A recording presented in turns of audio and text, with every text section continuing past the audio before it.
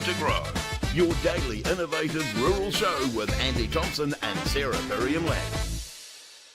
Well, g'day everyone. Welcome to CountryWide Connect, 8th of July. Hope it's good wherever you are. Boy, that rainstorm, that storm that has hit our friends in Kaikoura has well and truly smashed them up there and up into Marlborough as well. So if you're in that area, I hope you're all safe. Stay safe, hunker down. It will pass, as they say, it will pass. But left with a horrendous mess to clean up. A lot of bridges gone. The work being done by the volunteer fire brigades and all the emergency services in those regions, boy, they come into their own at times like this. So congratulations. Well done to all of those people working tirelessly. Civil Defence, the whole lot. She's a massive, massive job. We will, I know Federated Farmers will be on. Rural Support Trust will be supporting you guys. So hopefully it's all good.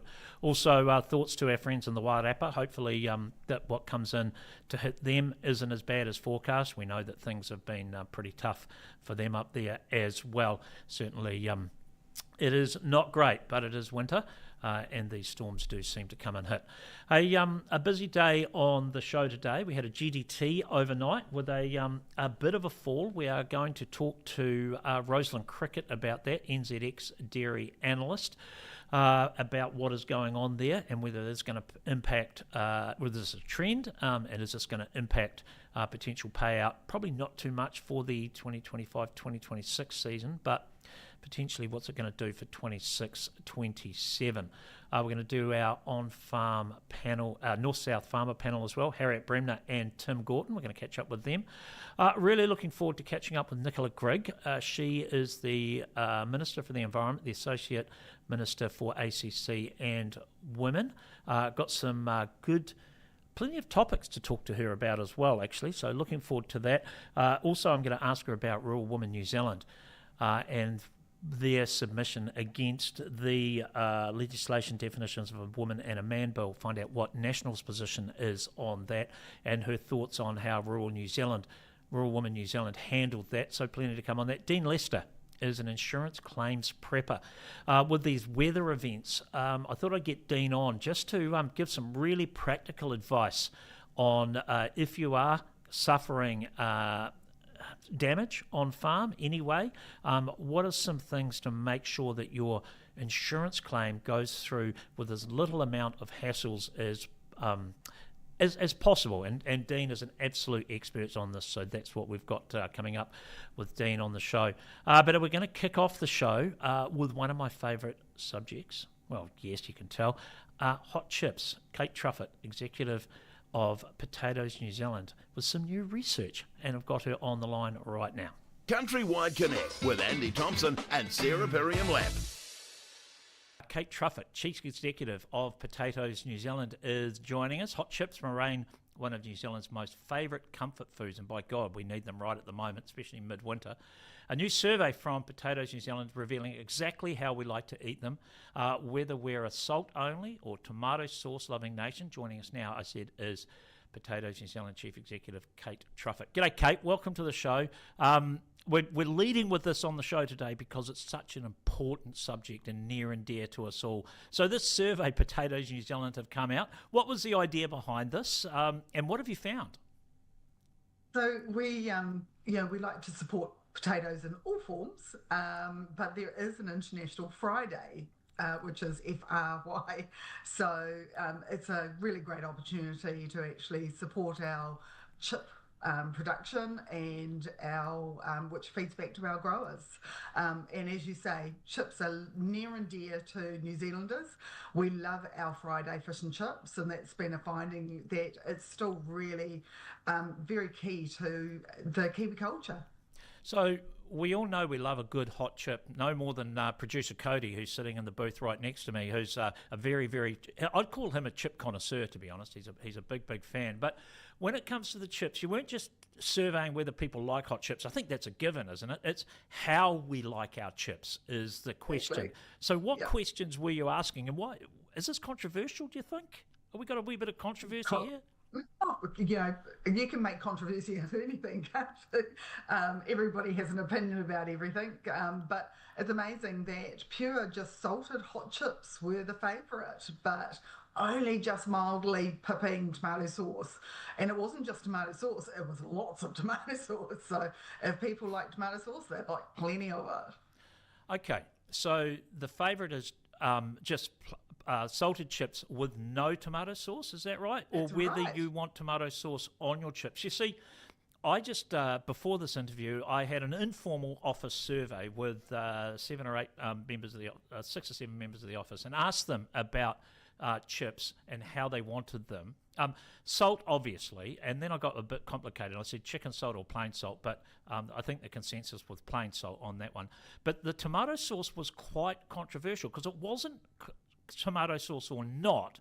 It was tomato sauce on the chips or on the side. Did you come up with that discussion? No, I don't think that was part of the survey, but it's a really good point because I personally like tomato sauce on the side. My husband would have it smothered. So how do you resolve that? Do you just have your own chips? We just have our own chips. Right, fair enough. Absolutely. Yeah, so the consensus in our team, in the CountryWide Connect team, was yes. Tomato sauce was, so they have salt and tomato sauce, but the tomato sauce had to be on the side, unless, and there was a proviso here, unless you're at an A&P show and you're getting it in a pottle, and then you have to put it down the side, not smother it. So, it's very, as we said, it's very near and dear, isn't it? It is. It is. For some reason, potatoes really evoke a warm feeling and a warm fuzzy, and people just love them. And the hot chips, really representative of that. As you say, you go to an A&P show, you go to any of these good Kiwi events, there's always the hot chips, and they've always got a big queue of people waiting for them. It's interesting because you went a bit deeper in that, the cultural connection. 83% of your participants associate fish and chips with New Zealand culture. That is, where did this tradition come from, and how come it's so strong? Good question. I actually don't know. It might be something that we need to look at further, but it's been around for a long, long time, and yeah, I think it reflects back to our childhoods. Sometimes it's just about mum having a night off and not having to do the cooking, or dad. It does a lot of the cooking these days. Sometimes it's just about connecting with your family. I have memories from my childhood. We get fish and chips, you'd sit on the living room floor and dawby around the paper, and it was just such a wonderful sort of childhood memory. So I think it just evokes those kind of memories. I think you're right, and I think that's that. I don't know.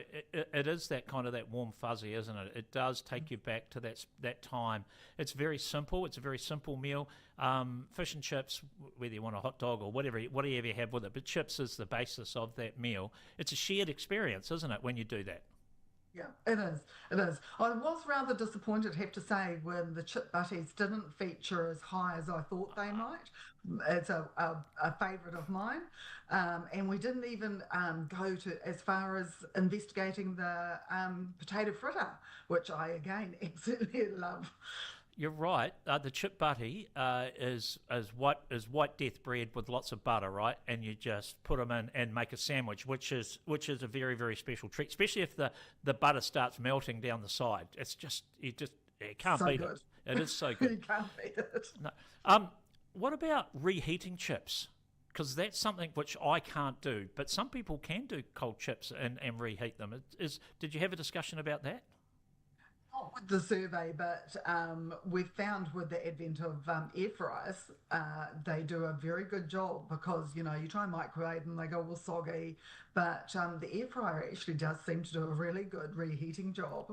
This is really news you can use on CountryWide Connect today, and I'm going to be asking all of my guests on the show today exactly their favourite chip. So we're going to hold another impromptu survey about this. So a little bit serious now. Obviously, you're doing this to encourage potatoes, encourage more people to eat chips. I mean, there's some, I suppose, if you want to talk about it, there's, some people sort of don't like it because the way it's being, deep fried and fat and that sort of thing. But you're right, the air fryer does take a lot of that out of it, doesn't it? It's kind of changed the way we eat our chips nowadays. has. And the thing about potatoes is that they're so versatile and they are a whole food, and people actually forget they're a vegetable. So they have lots of vitamins and lots of other goodies for you. So it's not just about chips. It's just not about having something that's not good for you. So poor old potatoes have got a bit of a bad rap. We like to sort of promote them more as a vegetable than a carbohydrate. Oh, absolutely. That is absolutely correct. What, serious now, what percentage of the New Zealand potato crop actually goes into chips each year? So about half. Wow. So Okay. yeah, well, it's people don't realise that our processing part of our potatoes is actually quite high. We actually do import a small portion of fries from mostly the Netherlands, but most of our potatoes are actually grown in New Zealand. So I encourage people to support locally grown potatoes. It's like the vegetables, try and support local if you can. Yeah, look, I think that this is a great a great survey, and as I said, a little bit of fun for everyone. But it does have a serious backside, to it, which is obviously to support our arable industry, our potato growers, and eat more chips. I mean, that's really the message, isn't it? It is. It is. Support your local, because if you support local, you support your communities. So Yeah. it is actually does have a deeper meaning to it, and we like to think of people, getting out there and enjoying their hot chips, particularly in the middle of winter when it's cold and it's freezing down here in Canterbury at the moment. Oh, it is absolutely freezing, and I know there's certainly a lot of people who are suffering with this weather. But the funny thing about chips is it's almost we talked about it being a comfort food, but they are eaten all year round. Like A&P shows as a classic and that sort of thing. So it is one of those foods that does sort of transcend the seasons. It does. And potatoes transcend the season. I mean, you have them in salads, you have them in gnocchi, you have them in sort of leek and potato soup. So, a potato is so versatile, it goes all through the seasons, whether it's in chip form or another form. So we love them. Yeah, look, it is interesting. Like even last night at home, we just had some small I think they were pearlers. I don't know what they were actually, but a Gruyere potatoes. Just boiled them, bit of butter with a steak, just perfect. Like it's so easy. It is. I bought a bag. I have friends staying at the moment, and I did a roast chicken with those lovely little potatoes that are all coloured, and I just popped them straight in the roasting. Beautiful. Yeah, absolutely. All right, hey Kate, fantastic to have you on your show. Thank you so much.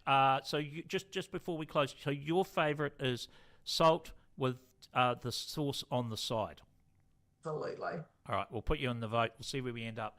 But husband smothering. Yep. He likes his tomato sauce. Is he? He's a Philistine. Hold on. What about gravy on your chips? Ooh, now in England, Yeah. it's curry sauce, which actually is quite nice. Now we're getting quite controversial, aren't we? I know. Well, but yeah, that's in the UK, so it's quite different. Yeah, but they do mushy peas and all sorts of weird stuff. They do. But Dion, you don't care how people eat their chips, do you? You just want them to eat more. Yeah. Yeah. Eat those chips. Okay. Kate Trufitt, CEO of Potatoes New Zealand, thanks so much. Love to hear your thoughts. Send me a text, connect@country-wide.co.nz. How do you eat your potato chips? What's your favourite? What shouldn't you do with a potato chip? Hot one we're talking about. We didn't even touch on cold ones. All right, we're going to have a break. CountryWide Connect with Andy Thompson and Sarah Perriam-Lapp. Success in dairy farming isn't a stroke of luck, because luck doesn't build legacy. People ask for our secret for winning, but there's no silver bullet. Our strength lies in our focus on small, disciplined gains. Strength is no longer about breaking your back. It's now about precision. Our strength is in taking care of our people, because you need a winning team to get winning results. Our strength is also in our use of innovation. It's a reliable way to win, and Ecolab helps to keep us at the top of our game. The strength of the NZ dairy industry is one smart, solid choice at a time. We're a fourth generation business, starting with my grandparents. In our family, innovation has been a mindset. We're always looking to adopt technology that allows us to apply our management practices with as much precision as we possibly can. You can't execute this vision without good support around you, so BNZ have been there right from the start. And we're very confident for the future because we have a very strong governance team, and we include the BNZ in that governance team to help us find a way to achieve our business goals. Hi team, the latest rural insights out now from Bayleys. Look, fantastic momentum in the dairy industry at the moment. Commodity prices are fantastic, interest rates are down, stable government, all the stars are aligning for this year, so why wouldn't you want to be involved? We're seeing record sales for the first part of the season, so talk to your local Bayleys agent and they'll give you the full insight of what's been happening in the last few months.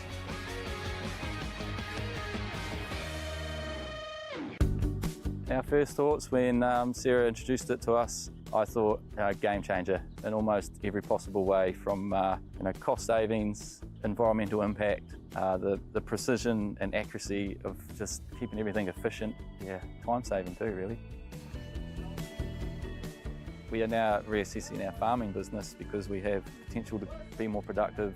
We can now look at increasing our stocking rate because we can now put fertiliser where it needs, which means in return we get more grass. It really allows us to optimise nutrient management. We can use the tools to map out and just put the nutrients exactly where it's needed.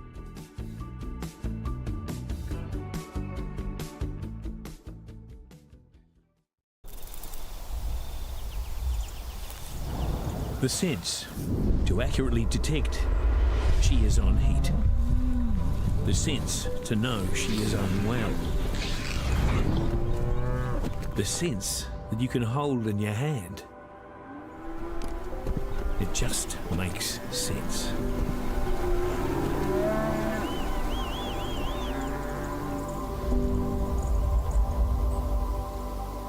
CountryWide Connect with Andy Thompson and Sarah Perriam-Lapp. Alrighty, welcome back to CountryWide Connect. Great to have you with us, as we always say. Yes, so all those talk about hot chips is making me hungry. I might even ask my next guest what his favourite way of eating hot chips is. Dean Lester is an insurance claims prepper, insurance expert. Mate, g'day, welcome to the show. Appreciate your time. Before we talk of the serious business of insurance, what do you reckon? What's your favourite way to eat hot chips? Salt, no salt? Tomato sauce.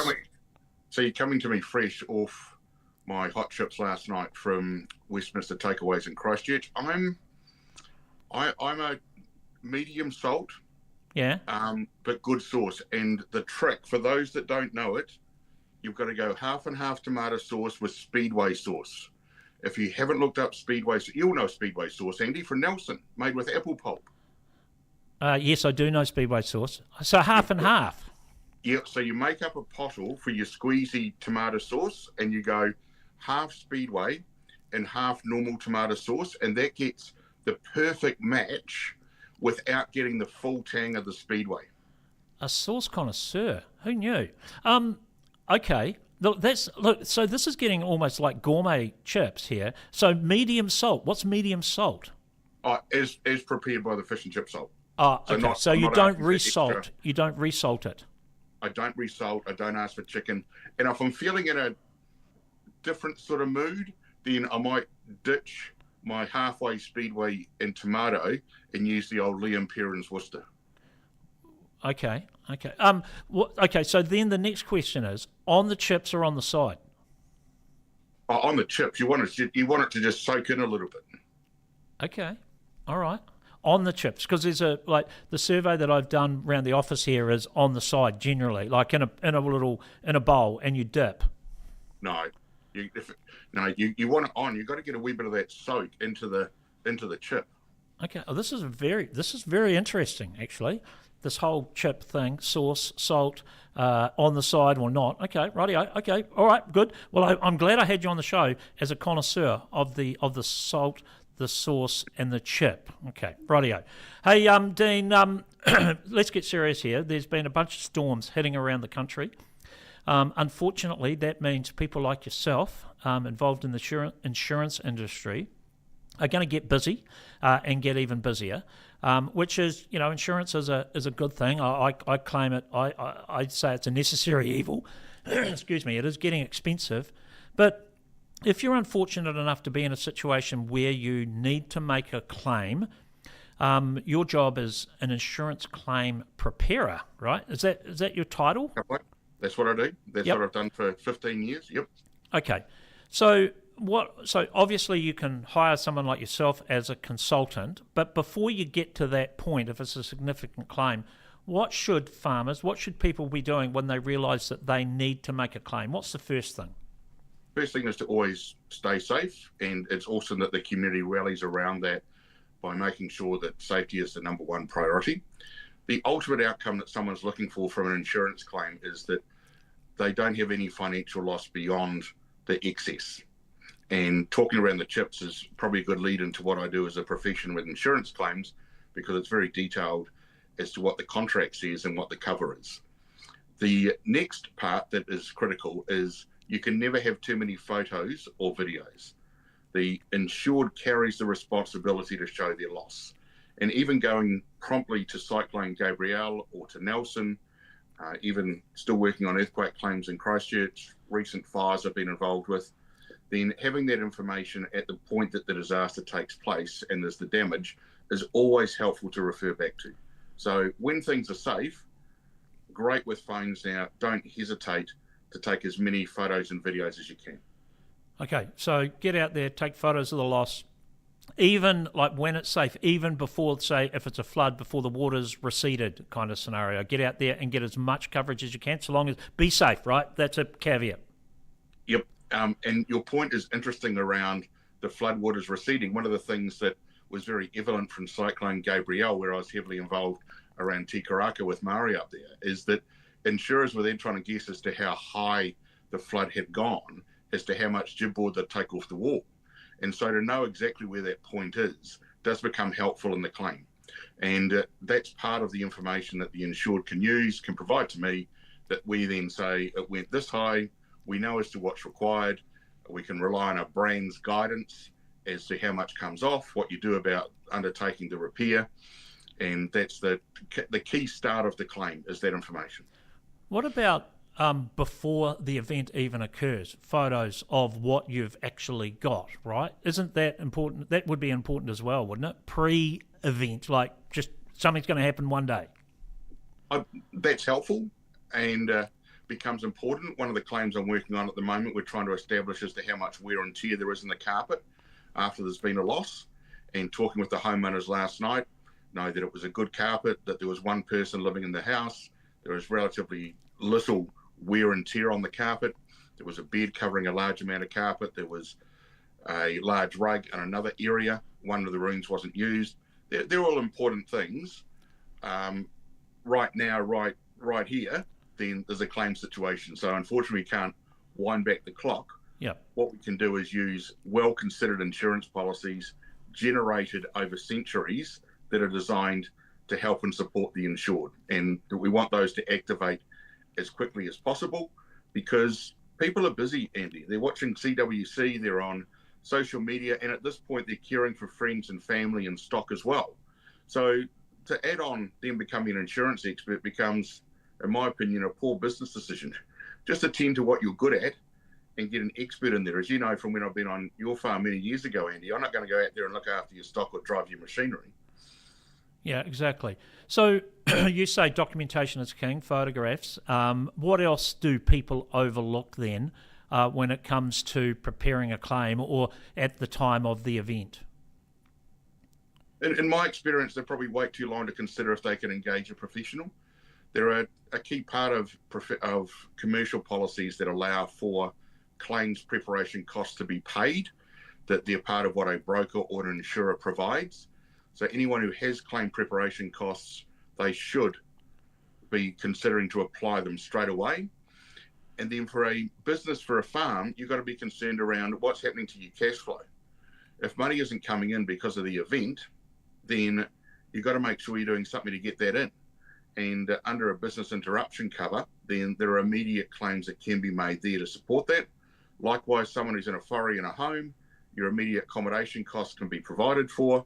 So the insurance policy has so many clauses that are so helpful, and now is the time when the rubber hits the road. It's got to perform, and pretty pictures, pretty brochures, great, nice that they sold the product. Now we've got to make it work, and when it works well, it's great, reduces financial loss. Dean, there is a perception amongst some people, and I know, and I'm not talking about any particular insurance company, there's a very general comment that when the rubber hits the road, the insurance companies try and limit their losses. Is that a fair perception? I think in some way it is, because I sit with 40 years experience, and often the first contact that I have with an insurer in an insurance company is someone that doesn't have 40 years experience. Again, no different to an experienced farmer to a young farmer. That the knowledge that one builds up, having been involved with Kaikoura floods in '93, Invercargill floods, Kaikoura earthquake, Otautahi Christchurch earthquake, Cyclone Gabrielle, Nelson floods, fires, and so forth, then that's knowledge that comes from learning, from time. And I can instantly look as to what parts of a policy can perform to make sure that those boxes are being ticked. Whereas someone who doesn't have that experience, they're not as familiar with that. So to travel an insurer through the journey to pay is what my clients value and appreciate. So without doing an ad for your business, but for people who do your sort of work, would there be a limit, or do you handle any claims, small claims? What would be the trigger point to bring in a professional if you're uncomfortable with running your own claim? That's an excellent question. So I'm not involved in ACC claims. However, any other accident and property claim I'm involved with. If I think about what I've had in the last 6 weeks, I've currently got a travel claim for someone stuck in Rome. I've got a motor vehicle that was written off that needed the correct valuation. I've got continuing Christchurch earthquake claims, including $2 and $4 million repairs, recent fire, and sadly, a recent claim where someone had passed and not been found for 10 days that we've been working on that for about 4 or 5 weeks as well. There's no claim that's too small for me. I make sure that my fees are directly apportioned or recognised as to the size of the claim, and I just charge like a normal professional, the same as an accountant. Okay, but then when it comes to insurance itself, are there professionals that can have a look? I mean, I suppose you can say brokers can do this as well, but can have a look at your entire portfolio and go, hey, you're overinsured here, you're underinsured there, when it comes to... And again, we know that there are various different companies, particularly in the rural sector, who do a particularly good job, but this is a very general question. And that's where I sit into my niche that I've found over the last 15 years, that I don't act as a broker, but I'm there when the disaster hits, that I'm familiar with working through those situations, very sensitive to people's needs. At that point, in essence, time stops because you can't add any insurance.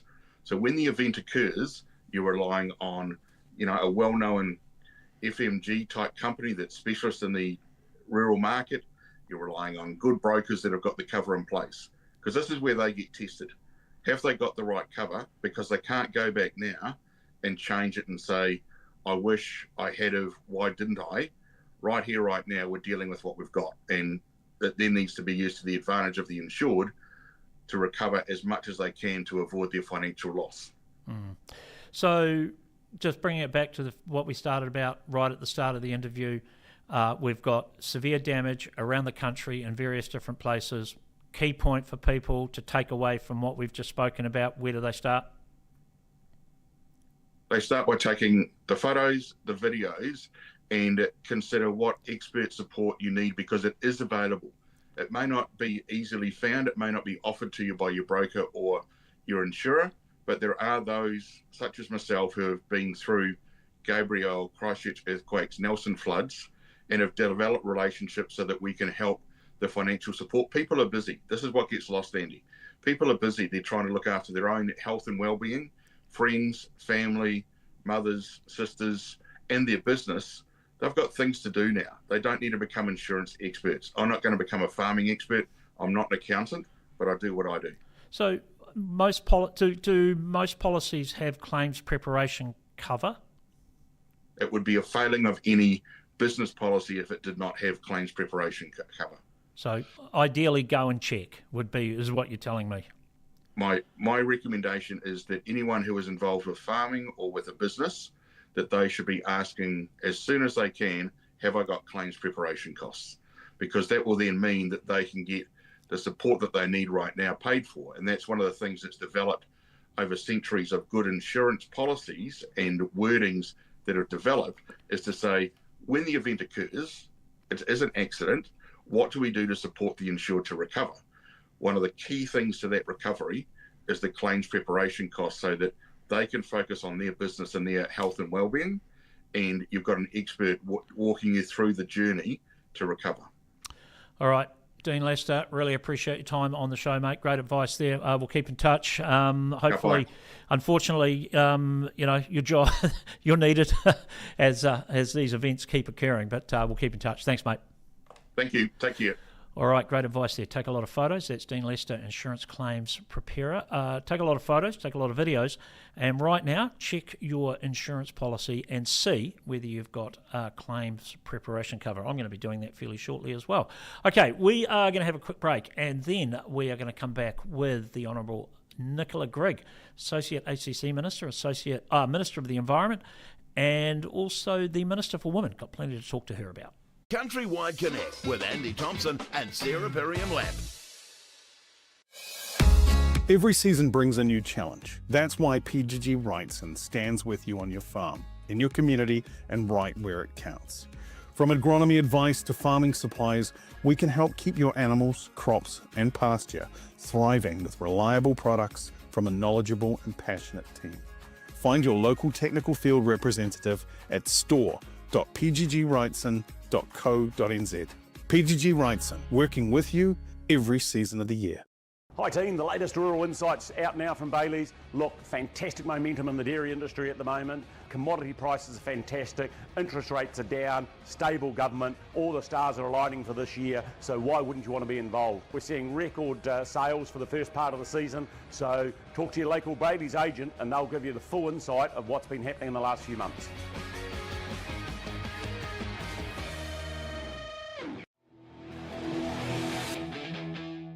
Success in dairy farming isn't a stroke of luck, because luck doesn't build legacy. People ask for our secret for winning, but there's no silver bullet. Our strength lies in our focus on small, disciplined gains. Strength is no longer about breaking your back. It's now about precision.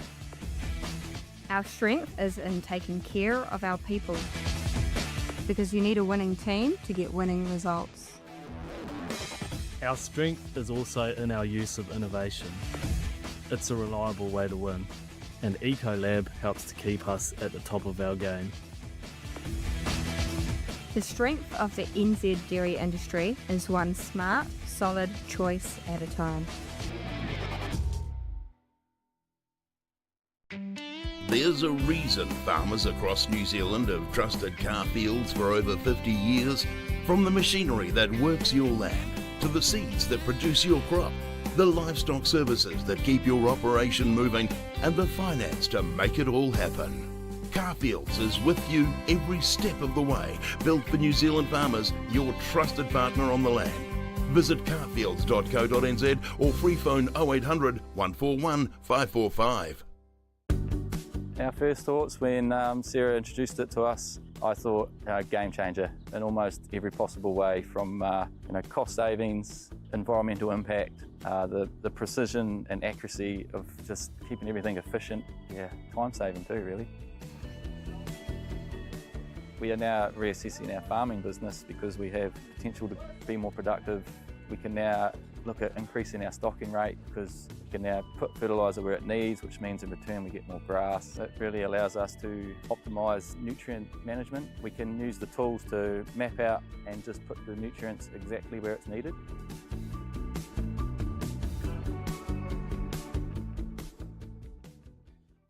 CountryWide Connect with Andy Thompson and Sarah Perriam-Lapp.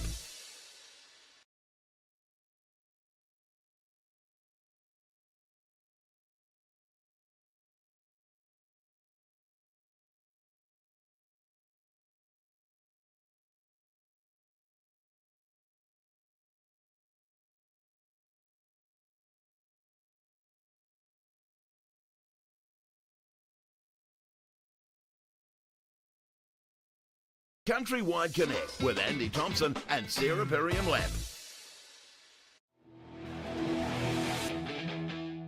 Success in dairy farming isn't a stroke of luck, because luck doesn't build legacy. People ask for our secret for winning, but there's no silver bullet. Our strength lies in our focus on small, disciplined gains. Strength is no longer about breaking your back. It's now about precision. Our strength is in taking care of our people, because you need a winning team to get winning results. Our strength is also in our use of innovation. It's a reliable way to win, and Ecolab helps to keep us at the top of our game. The strength of the NZ dairy industry is one smart, solid choice at a time. We're a fourth generation business, starting with my grandparents. In our family, innovation has been a mindset. We're always looking to adopt technology that allows us to apply our management practices with as much precision as we possibly can. You can't execute this vision without good support around you, so BNZ have been there, right from the start. And we're very confident for the future because we have a very strong governance team, and we include the BNZ in that governance team to help us find a way to achieve our business goals. Hi team, the latest rural insights out now from Bayleys. Look, fantastic momentum in the dairy industry at the moment. Commodity prices are fantastic, interest rates are down, stable government, all the stars are aligning for this year, so why wouldn't you want to be involved? We're seeing record sales for the first part of the season, so talk to your local Bayleys agent and they'll give you the full insight of what's been happening in the last few months.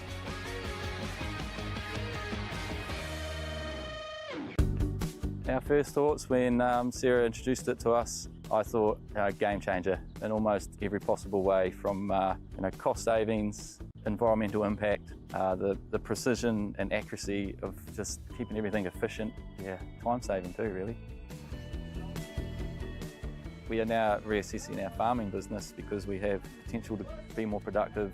We can now look at increasing our stocking rate because we can now put fertiliser where it needs, which means in return we get more grass. It really allows us to optimise nutrient management. We can use the tools to map out and just put the nutrients exactly where it's needed.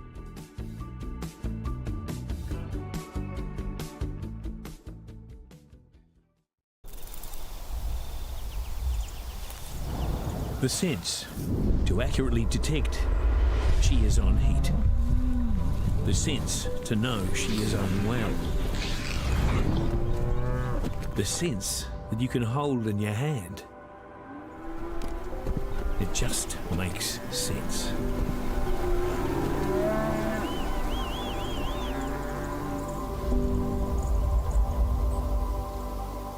CountryWide Connect with Andy Thompson and Sarah Perriam-Lamp. Agribusiness. Brought to you by Bank of New Zealand. Committed to agri for more than 160 years. With over 100 agribusiness partners across the country, BNZ is local and ready to support your business through the seasons. Well, energy resilience has very much become part and parcel of our vocabulary and our narrative of what we're talking about in the primary sector, since there's so much volatility around the world with petrol and diesel, both prices and supply. It's sort of put a real lens on the competitive nature for New Zealand's processing and behind the farm gate on our reliance. So we're talking here in the BNZ Agribusiness segment today with the Head of Customer and Industry Insights for Agriculture, Pete Savage, about how we continue to build this resilience. Pete, this conversation doesn't seem to be letting up. What are you hearing around the industry and from farmers in particular about how to better position our industry for resilience? Yeah, great to be back. Thanks, Sarah. Look, the conversation, as you say, hasn't let up at all. We've probably learned a lot more about the energy sector than we ever thought we would. One of the primary things, you think this is just a petrol story.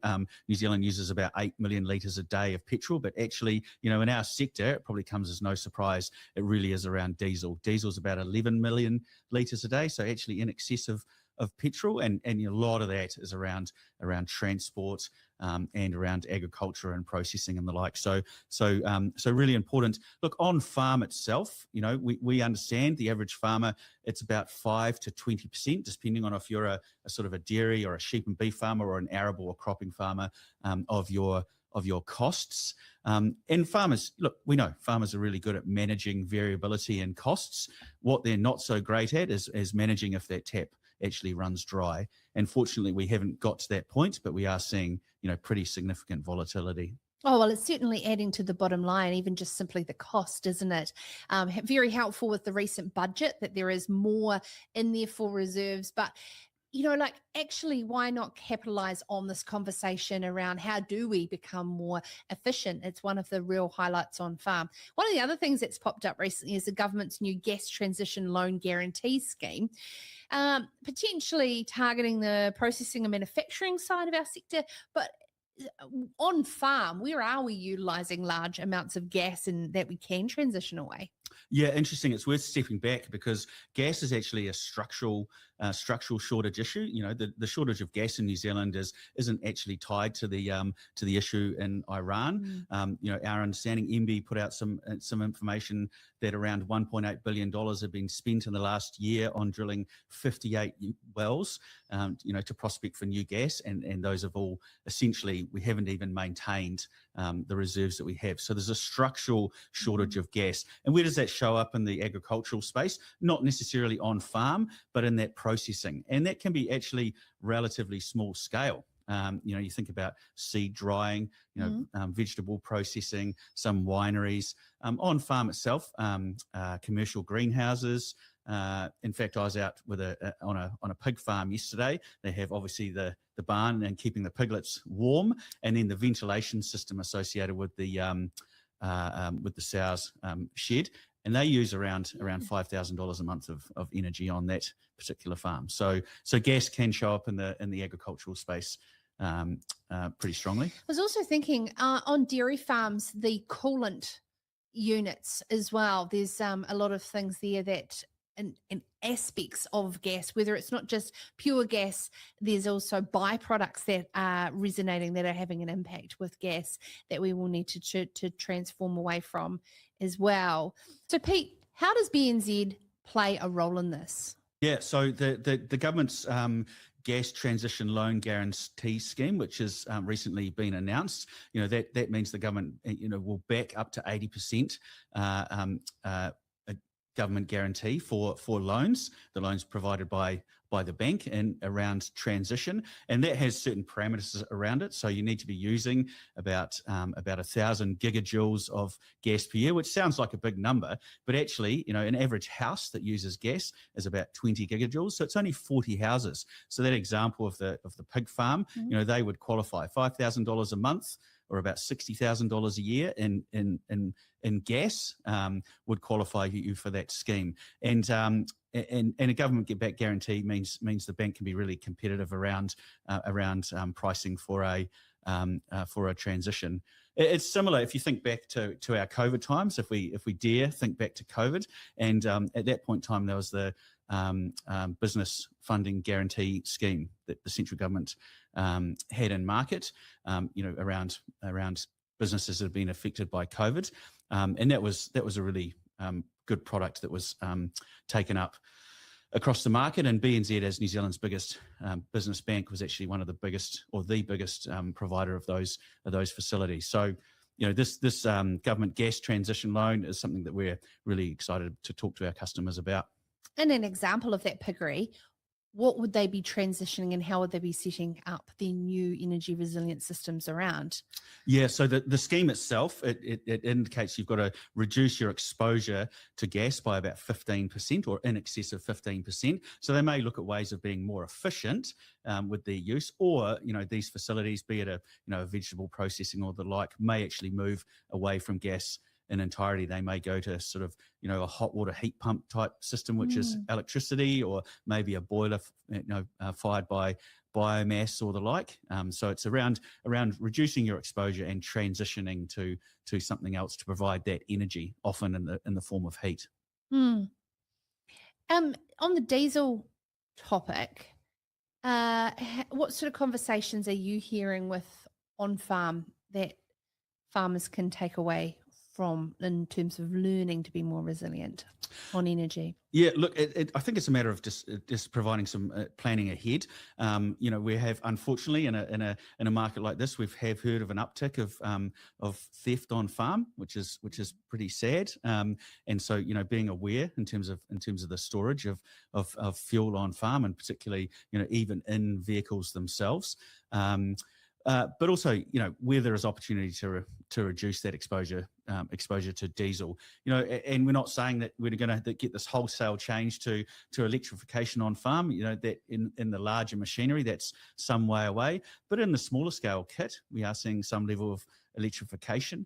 And also, there is some opportunity on farms for things like solar and the like. So it's worth it. It's worth a consideration and a conversation for sure. Pete, it has been really interesting actually watching the evolution of the conversation around sort of farm management, and that sustainability used to be sort of like a nice to have, or potentially what our markets want, but around this energy resilience, it really is a tangible kind of win from a business operational expense to become energy resilient.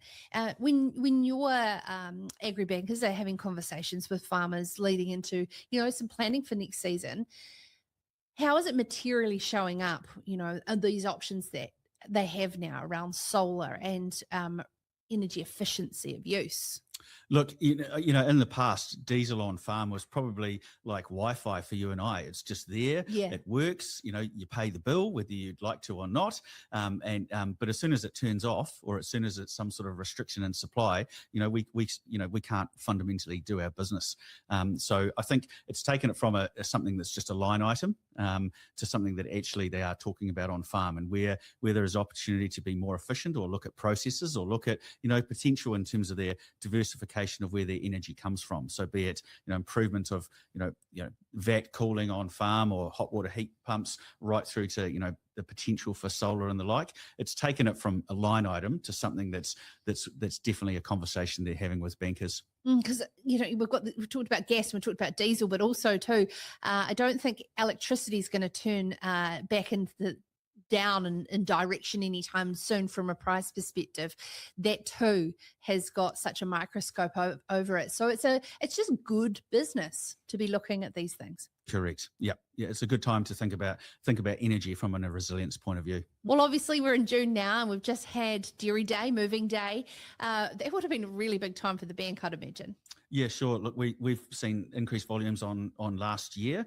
Yet to see if it's a record year, but certainly was a busy time for us. And look, shout out to those people who have moved across the country into new farms and new communities. We really hope that they get a chance to sort of take stock, maybe take a little bit of a break before we get into calving. So if you'd like BNZ to support you with your farming business, search BNZ Agribusiness to find a banker near you. There's more than 100 BNZ Agri bankers across the country to be right where you are. Thank you so very much, Pete, for joining us.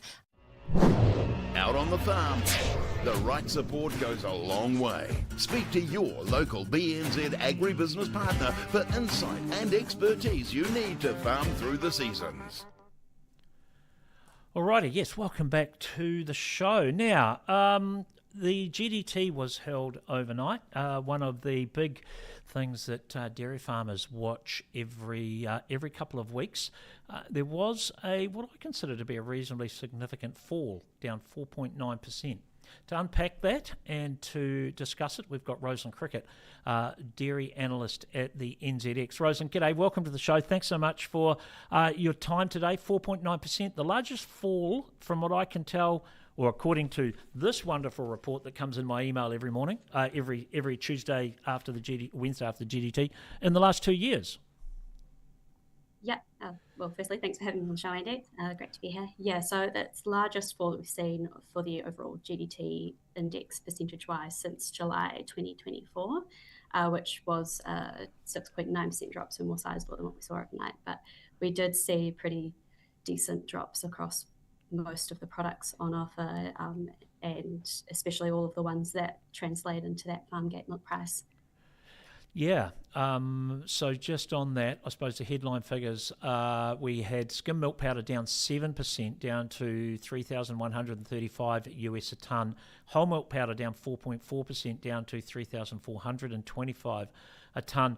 Those are quite big falls. Was that? We know it's soft at this time of the year, but was that expected? And what is the reasoning behind a fall of that magnitude? Quite often they just cruise around the 0.5% kind of mark. I mean, leading into it, the team was holding a much more bearish view, just when we factor in all of those kind of different market dynamics that we've been seeing over the last couple of months. Dairy over the last year's really showcased quite a stronger degree of volatility than what we saw the year prior. There's a lot of, production globally in the year to date is up, and we know it's up significantly. New Zealand having achieved a record full season result with May data released a couple of weeks ago, but it's echoing a pretty similar sentiment globally when you look at Europe and the US were both up 2.3% across their latest production releases. China's down and has been down in the year to date as well too, but they've got a lot of inventory at the moment, particularly across milk powders. So, with rise in milk production, naturally that's going to flow into greater product manufacturing as well too. And there's a lot more product floating around out there. So, buyers are pretty comfortable at the moment. Rosalind, is it as simple as just saying supply and demand? Pretty much. I mean, there's always a lot of, factors to it and what influences that supply and demand. But yeah, definitely that supply is currently outpacing demand right now. Should then New Zealand dairy farmers be concerned heading into the 2026 season, 2026-2027 season, that this softness will continue, because we know farm input prices are up, squeezing the margin between farm working expenses and the milk price? I think there's always a lot of caution when you're looking ahead to the season. We're really early on in the season, so I wouldn't go panicking quite yet. I think our last milk price was hovering around $9.38. We expect that to drop when we update it tomorrow following the close of the futures market tonight. But there's a lot. We've only really just kicked off the season in terms of product supply on the GDT platform, and those volumes will continue to increase until about October, when they follow that kind of seasonal curve of our own production season here. But while there's a lot of milk product floating around right now, and milk production has been quite strong in the year to date globally, we are starting to see the effects of different weather events, heat waves in the Northern Hemisphere, and El Nino has just arrived on our doorstep down in the Pacific. So, it's just the potential for a lot of volatility looking ahead. Yeah, I want to get to that in a minute, because that is fascinating. The fact that cheddar fell 12.3%, that's a big fall. Is there something in that? Was there any rationale for that? Yeah, I was looking at the United States Department of Agriculture production stats, and cheddar production has been up both year on year and also in the year to date. And I looked at Europe, and it's up there as well too. So it's really just, again, a bit of a supply glut, which is naturally going to cause downward pressure on pricing. But I think it's at its lowest about November 2023. Yeah, okay. Just on those weather events, I did notice in this report, how do people get this report? It comes in my inbox. They can just subscribe to it, can they? The NZX, this Global Dairy Trade results that comes through at stupid o'clock on a Wednesday morning? Yeah, it's part of our Dairy Update subscription, so people can gain access to it via, we do a month-long free trial, but then there's a paid sub that goes to it. Okay. We do provide the media with I obviously get looked after. Yeah. Okay. Well, it's fantastic. It really, really is. And I know you guys are burning the candle at both ends. But one of the things you do say in there was this heat wave, and particularly has been very severe in Europe, probably more severe than we thought, even to the fact of there were some fatalities, I think, in Jersey, heat stress-related cattle fatalities, we're probably not aware of that. Yeah, we've been kind of following it quite closely over the last week or so, and that particular case has only really popped up in the last couple of days. But yeah, I think it was pneumonia related from heat stress causes. Dairy cattle start to feel heat stress at about 20 degrees Celsius, and across Europe, you're seeing temperatures exceed 40 degrees. And while a lot of them might be barns, raised in barns, it's the heat's still going to get to them even with fans going at full tilt. Yeah, it's something which we probably don't take a lot of notice of, just because we do assume that, but we do know in Ireland they do farm in a very pasture-based system like we do. Interesting. So you did mention the weather-related impacts potentially with the El Nino coming through. Are you starting to see a little bit of concern about that, or a little bit of uptick in the futures, or is it just something that you're keeping a close eye on at the moment? Just something we're really keeping a close eye on at the moment. We look at Earth Science's NZ, formerly NIWA's daily climate maps, and reading their commentary. And I think Chris Brandolino said that parts of Canterbury are in a meteorological drought at the moment with soil moisture levels. But then talking to farmers and different growers within Canterbury, they're saying it's actually not too bad. So I think it's really just keeping a close eye on in the meantime. Okay, just one more thing before we go, and I noticed this and I wasn't aware of it. Is the pulse market, is that, I saw that come up and I wasn't, what is that, just quickly? Is that just what is the pulse?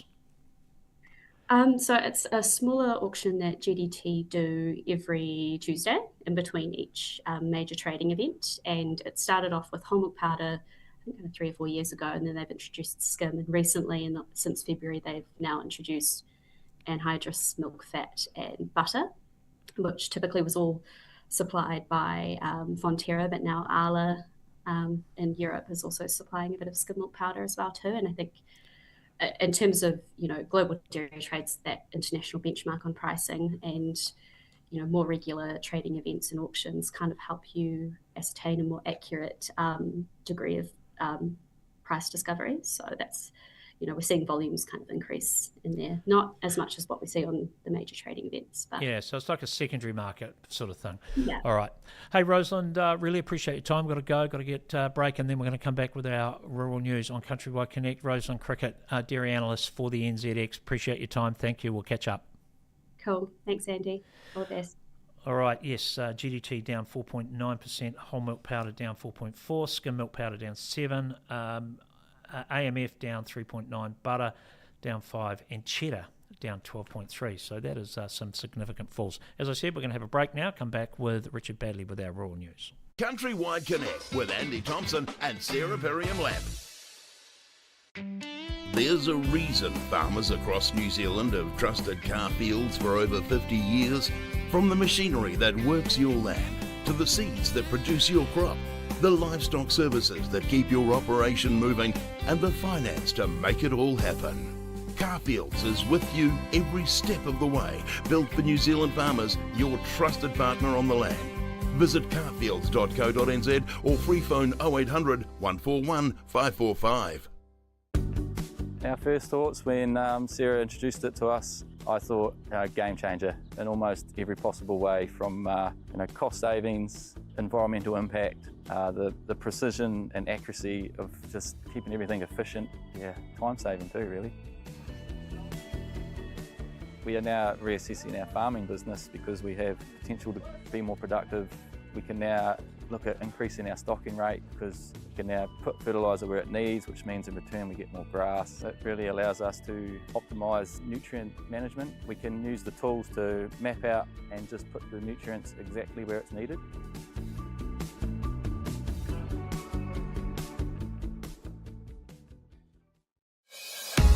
Every season brings a new challenge. That's why PGG writes and stands with you on your farm, in your community, and right where it counts. From agronomy advice to farming supplies, we can help keep your animals, crops, and pasture thriving with reliable products from a knowledgeable and passionate team.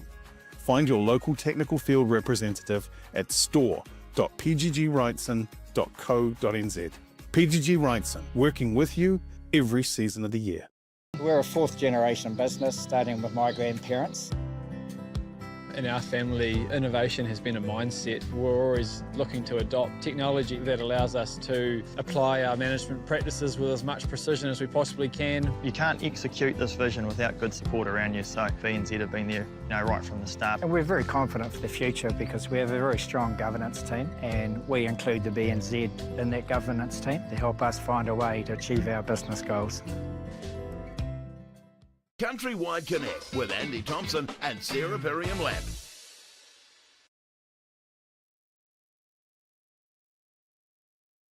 CountryWide Connect with Andy Thompson and Sarah Perriam-Lamp.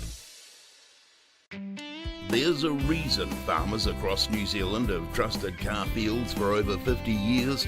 From the machinery that works your land, to the seeds that produce your crop, the livestock services that keep your operation moving, and the finance to make it all happen. Carfields is with you every step of the way, built for New Zealand farmers, your trusted partner on the land. Visit carfields.co.nz or free phone 0800 141 545. CountryWide Connect with Andy Thompson and Sarah Perriam-Lamp. This is CountryWide Connect News. I'm Richard Badley. Global dairy prices have posted their biggest single auction decline in 2 years overnight, with the GDT index falling 4.9% as abundant supply and rising global milk volumes weighed heavily on the market. Whole milk powder dropped 4.4% and skim milk powder plunged 7%, with volumes of both products more than double the previous auction, highlighting how much extra product is now available globally. Cheddar was the hardest hit, falling 12.3% to its lowest price since November 2023. Butter dropped 5% and anhydrous milk fat eased 3.9%. Buttermilk powder was the only bright spot, lifting 8.2%, with mozzarella also gaining 3.8%. NZX dairy analyst Rosalind Crickett says the result was well and truly expected, given the supply abundance in the market and Fonterra's seasonal rise in volumes on the platform, which was met by weaker demand. Dairy NZ is calling for certainty and workable rules for Waikato dairy farmers following the Environment Court's decision on Plan Change 1, which Chair Tracy Brown said to attend a farmer meeting in Waikato today. Brown says farmers should not be forced into costly consent processes or duplication between PC1 and the new resource management system currently under review.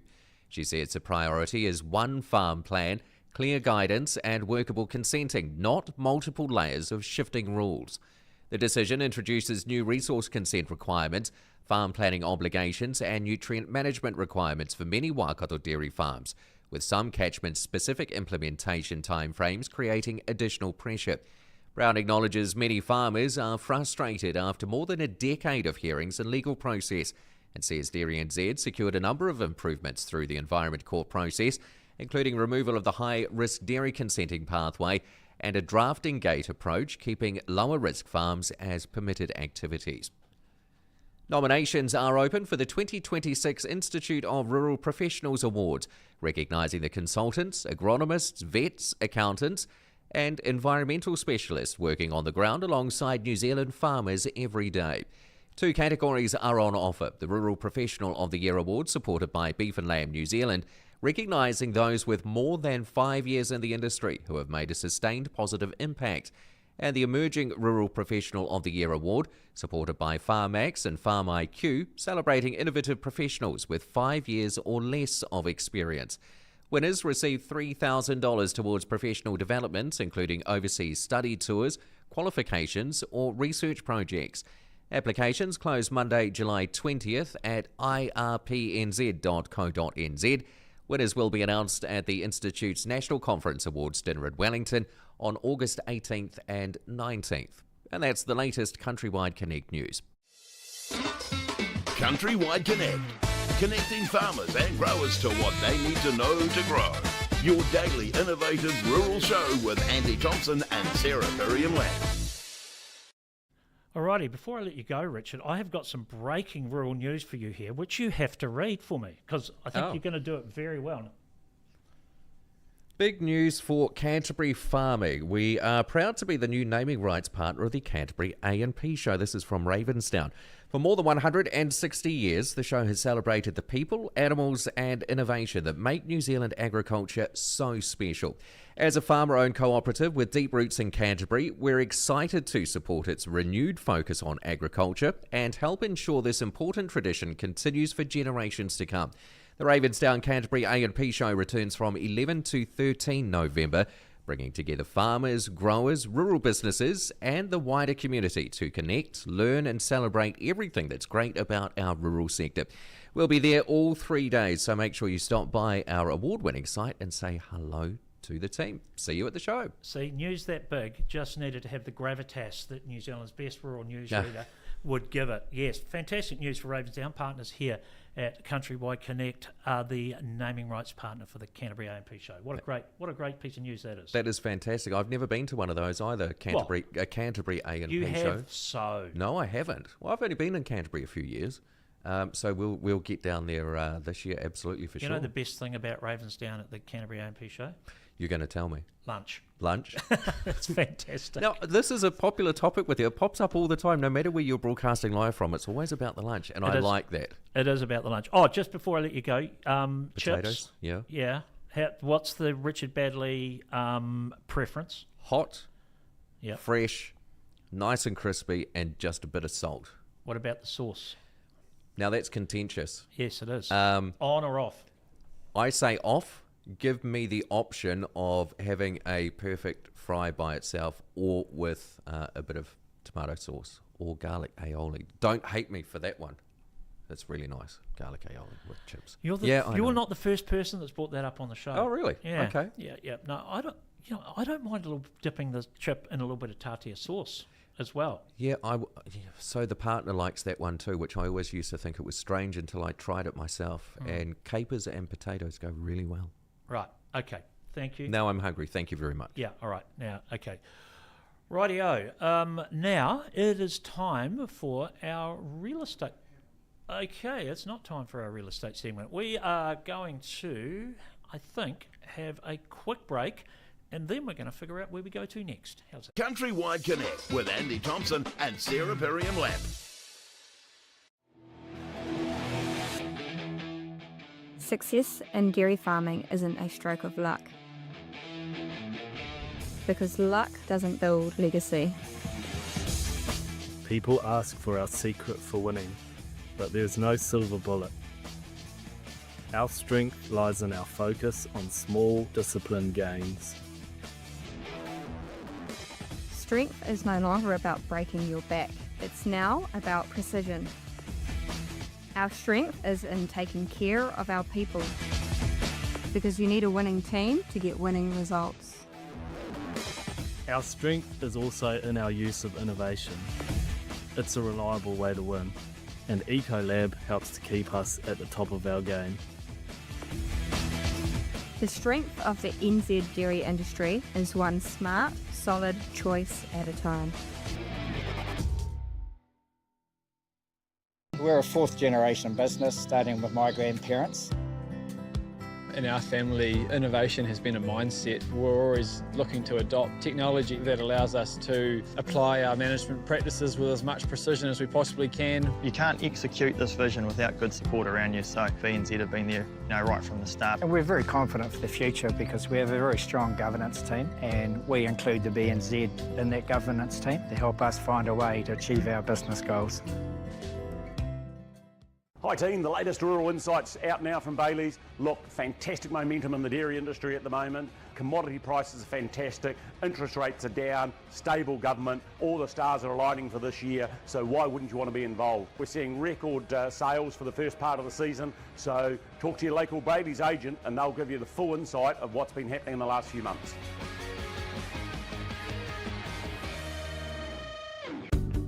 Our first thoughts when Sarah introduced it to us, I thought game changer in almost every possible way, from cost savings, environmental impact, the precision and accuracy of just keeping everything efficient, time saving too really.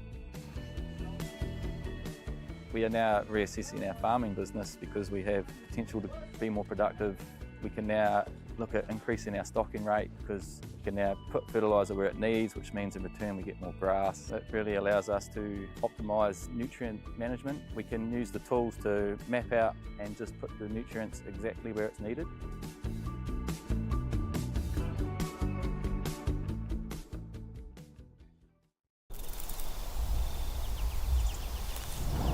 The sense to accurately detect she is on heat.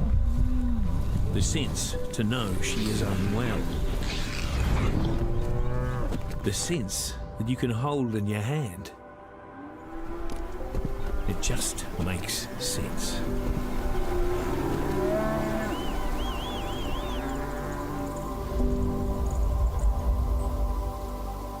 CountryWide Connect with Andy Thompson and Sarah Perriam-Lamb. All right, the beauty of, I was going to say live radio, but live broadcasting is sometimes things go a little pear-shaped. We were going to speak to Tony Grindle from Northland and Bayleys, but we're going to catch up with him tomorrow. So I brought my good friend Richard Badley back, other than to talk chips and the shocking fact, the unbelievably shocking fact that you haven't been to the Canterbury A&P show yet. Yeah, that's remiss of me. You've been to other A&P shows. So what is your favourite A&P show? I've from memory, and this is stretching, this is going back 40 years, almost 40 years. I hate saying that. Wanganui A&P show. It's not one I've been to. I'm trying to think of where it was held. By the Splash Centre. It's the name of park. Someone will know. I can't think of it. In Wanganui. Yes. And I remember the clowns going left and right, poking the balls through the clown's mouth, and you get a prize if it comes out on the right level. Toffee apples, lucky dips, all sorts. Yeah, it's a while ago now, though. Okay. Gisborne A&P show is my favourite A&P show. Why is it your favourite? It's just the community aspect of it. It is the traditions. An A&P show is about tradition. Yes. And I know I'll probably get in trouble here of not saying that Canterbury A&P show is my favourite, but the Gisborne A&P show is just special. I went last year for the first time. I just fell in love with it. It's the most incredible event. If you haven't been to the Gisborne A&P show, you need to go. It's the biggest event in Gisborne. So obviously every year over 2 days, 16th and 17th of October this year. Unfortunately, I can't go because it clashes with AgFest, which is held in Greymouth that year. But another great event. Certainly going back next year. Now, the other thing I was going to ask you, Richard, while I've got you here very quickly, is what would you say if we nominated you as New Zealand's best rural newsreader for a nomination for the Rural Professional of the Year award? I reckon we should put you in there for the Institute of Rural Professionals. Am I the only one? Well, I don't know. I mean, I don't know. I don't know if producer Cody counts, but certainly I reckon we should be nominating you. There should be a class there for, you're a real professional. One of the things I'm not a person who takes praise and accolade easy, and especially awards and things like that. I think I had a long radio career and entered once because I was kind of forced to, and it was my final year of working many moons ago for Radio Live, and didn't win, didn't even make the finalists. But you're still scarred. You're still scarred. Well, at least you got entered. I've never even been entered. So. I had to pay for it myself too, and the rest of the company always used to get paid for as well. So I did that off my own accord. But but feel free if you want. I just don't know what I would do if I won the award, because I hate public speaking, which is very ironic as well too. Well, you do that quite a bit. In front of a camera and behind a microphone, easy peasy. But it's funny. On a stage in front of hundreds of people, I just go all recluse. People don't like it.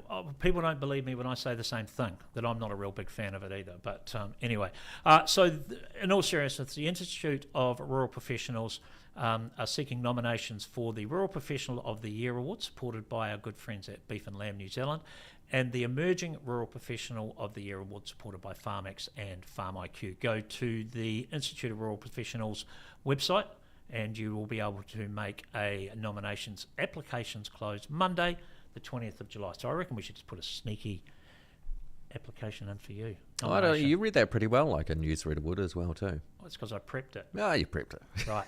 Okay. We are, a little bit fluid today. We're going to come back after this break with our North-South farmer paddle, Harriet Bremner from down at Jericho Station, and Tim Gorton from Fielding, dairy, cropping, sheep and beef farmer. He does everything, actually. Then we're also going to catch up with Nicola Grigg, the Honourable Nicola Grigg, catch up with her, and then Laura Coote. We're going to finish off the show from the Fairlight Foundation. So plenty to come on CountryWide Connect today. CountryWide Connect with Andy Thompson and Sarah Perriam-Lamb. There's a reason farmers across New Zealand have trusted car fields for over 50 years. From the machinery that works your land, to the seeds that produce your crop, the livestock services that keep your operation moving, and the finance to make it all happen. Carfields is with you every step of the way, built for New Zealand farmers, your trusted partner on the land. Visit carfields.co.nz or free phone 0800 141 545. Our first thoughts when Sarah introduced it to us, I thought game changer in almost every possible way, from cost savings, environmental impact, the precision and accuracy of just keeping everything efficient, time saving too really. We are now reassessing our farming business because we have potential to be more productive. We can now look at increasing our stocking rate because we can now put fertiliser where it needs, which means in return we get more grass. It really allows us to optimise nutrient management. We can use the tools to map out and just put the nutrients exactly where it's needed.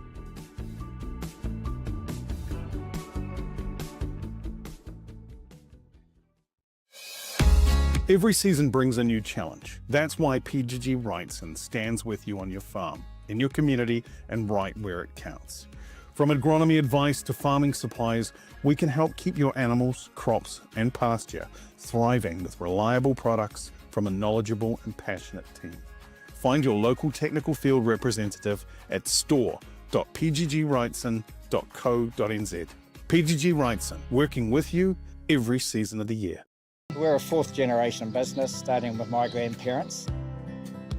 In our family, innovation has been a mindset. We're always looking to adopt technology that allows us to apply our management practices with as much precision as we possibly can. You can't execute this vision without good support around you, so BNZ have been there right from the start. And we're very confident for the future because we have a very strong governance team, and we include the BNZ in that governance team to help us find a way to achieve our business goals. CountryWide Connect with Andy Thompson and Sarah Perriam-Lamb. Alrighty, welcome back to CountryWide Connect. Yes, love to hear from you. Send me an email, connect@country-wide.co.nz. Right, time for our North-South Farmer panel. At the moment, I'm pretty certain we've got someone from the South because I can see her right in front of me, Harriet Bremner, Jericho Station. We are supposed to be getting Tim Gorton on the line, but I'm not sure where he is. So let's just kick off with Harriet. Harriet, thank you so much for your time. Sorry, I sent her a text this morning and I said it was tomorrow. So thank you for changing your day around. Also, the text I got, I love this.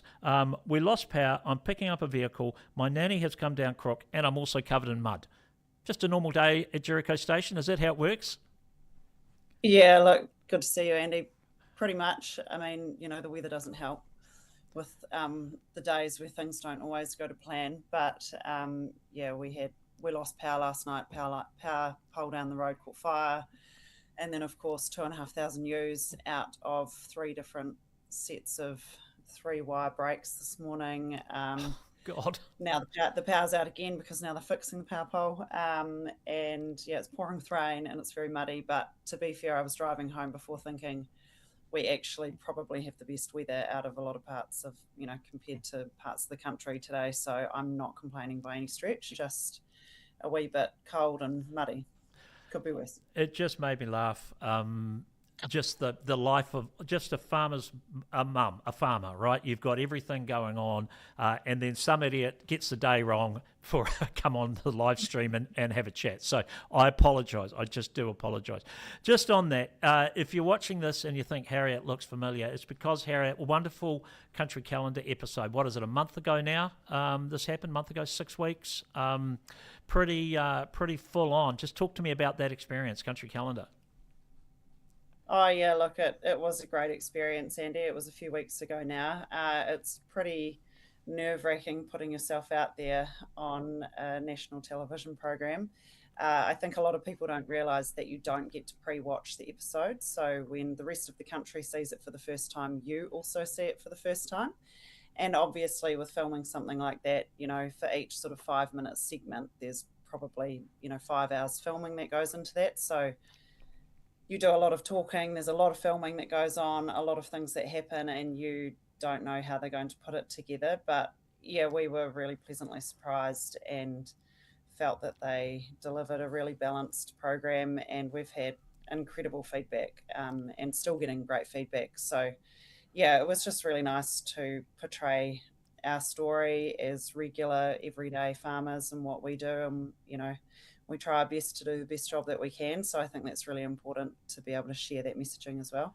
Yeah, I was fortunate enough to be with my mate Blair Block of Drysdale, who we had on the show yesterday, when we just happened to be there. It's just a complete coincidence. Actually, duck shooting weekend, and it was a Sunday night after duck shooting, and we've got to sit around in the lounge and watch it with them for the first time. And exactly what you said, the fact that they didn't know how it was going to be portrayed, a little bit of nervousness about that, right? You're putting yourself out there at 7 o'clock on a Sunday night, one of the biggest television shows in the country, and what's it going to look like? There is a high level of trust with Country Calendar, though, isn't there? They don't really chuck people under the bus. Yeah, well, I mean, I think the thing about Country Calendar, Andy, is that it's positive stories, and they want to shed farming in good light and the people that are involved in the industry. And I think that's something that they do a really good job of, which is really nice to see, because, I think for us as farmers, and, people talk about the urban-rural divide and all those sorts of issues, but I think it's really lovely for people that maybe don't have, full access to get onto a farm to actually just see what regular everyday people do on farm and how we live our life and that kind of thing. And I think for our social license, it's actually an important story to share. Doesn't hurt that you're on Jericho Station, one of the most beautiful places in the country as well, though, Harriet. Stunning. Yeah, no, look, that does help. I have to say that they did a very good job of covering up what the weather was like that week. We'd had really hot weather leading up to that week, and that particular week of filming, we had to, work around the weather. Like that cattle muster on horseback, we got absolutely saturated riding home. Like the heavens opened up. So, and the part where Archie was riding his pony in the jumping paddock, it was pouring with rain, and they said to me, "Don't worry, you won't see the rain in the video," and you didn't. So they're very clever, and they're a great team of people to work with. The conversations and the yarns that we had outside of the actual filming was really interesting as well. So great to meet another group of people and hear about what they do and why they enjoy doing it as well. Yeah.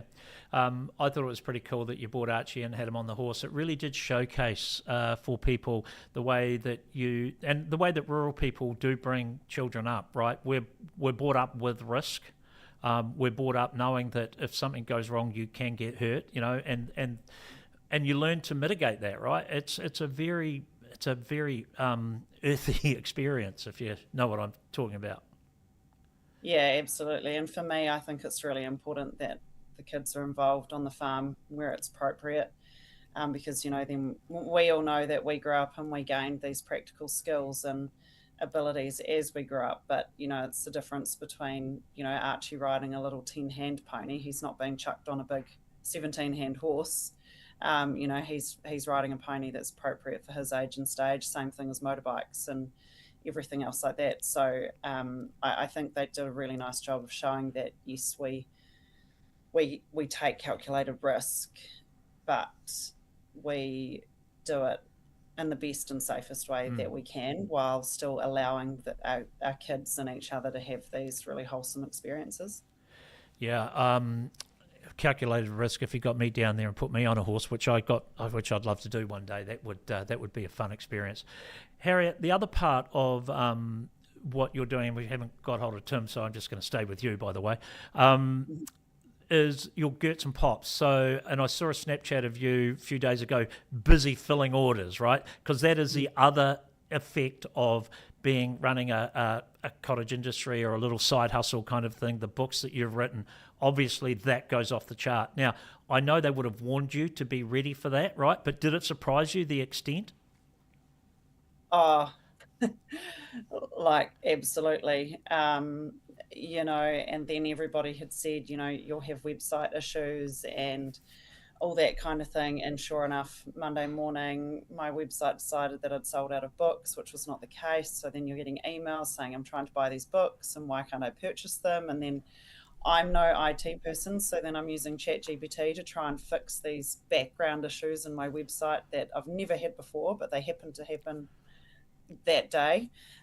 So yeah, lots of learning in that. But yeah, just I've had quite a few 5 a.m. starts and 11 p.m. bedtimes with packaging books around, you know, work and other life stuff. So it's been amazing, and the support has been, yeah, I'm still tickled pink really. And, you know, even the people that have ordered books but then have sent me an email off the side to say that they love the program and really enjoyed seeing what we do, and just really lovely messages like that. Just, yeah, it just sort of makes you feel pretty good, which is nice. Yeah, so when we do these panels, I always send a few topics, and one of them is, does Country Calendar genuinely change public perception of farming, or do you think it's just good television? What do you make of that? Yeah, that's a really interesting question, Andy, and I've been thinking about that this morning. I think possibly a mixture of both. You know, I think people do really enjoy sitting down and seeing these stories. Like we, you know, it's a favourite of ours and a favourite of our 2-year-old as well on a Sunday night. But I think for us, you know, we had lots of conversation around, you know, do we do it, do we not?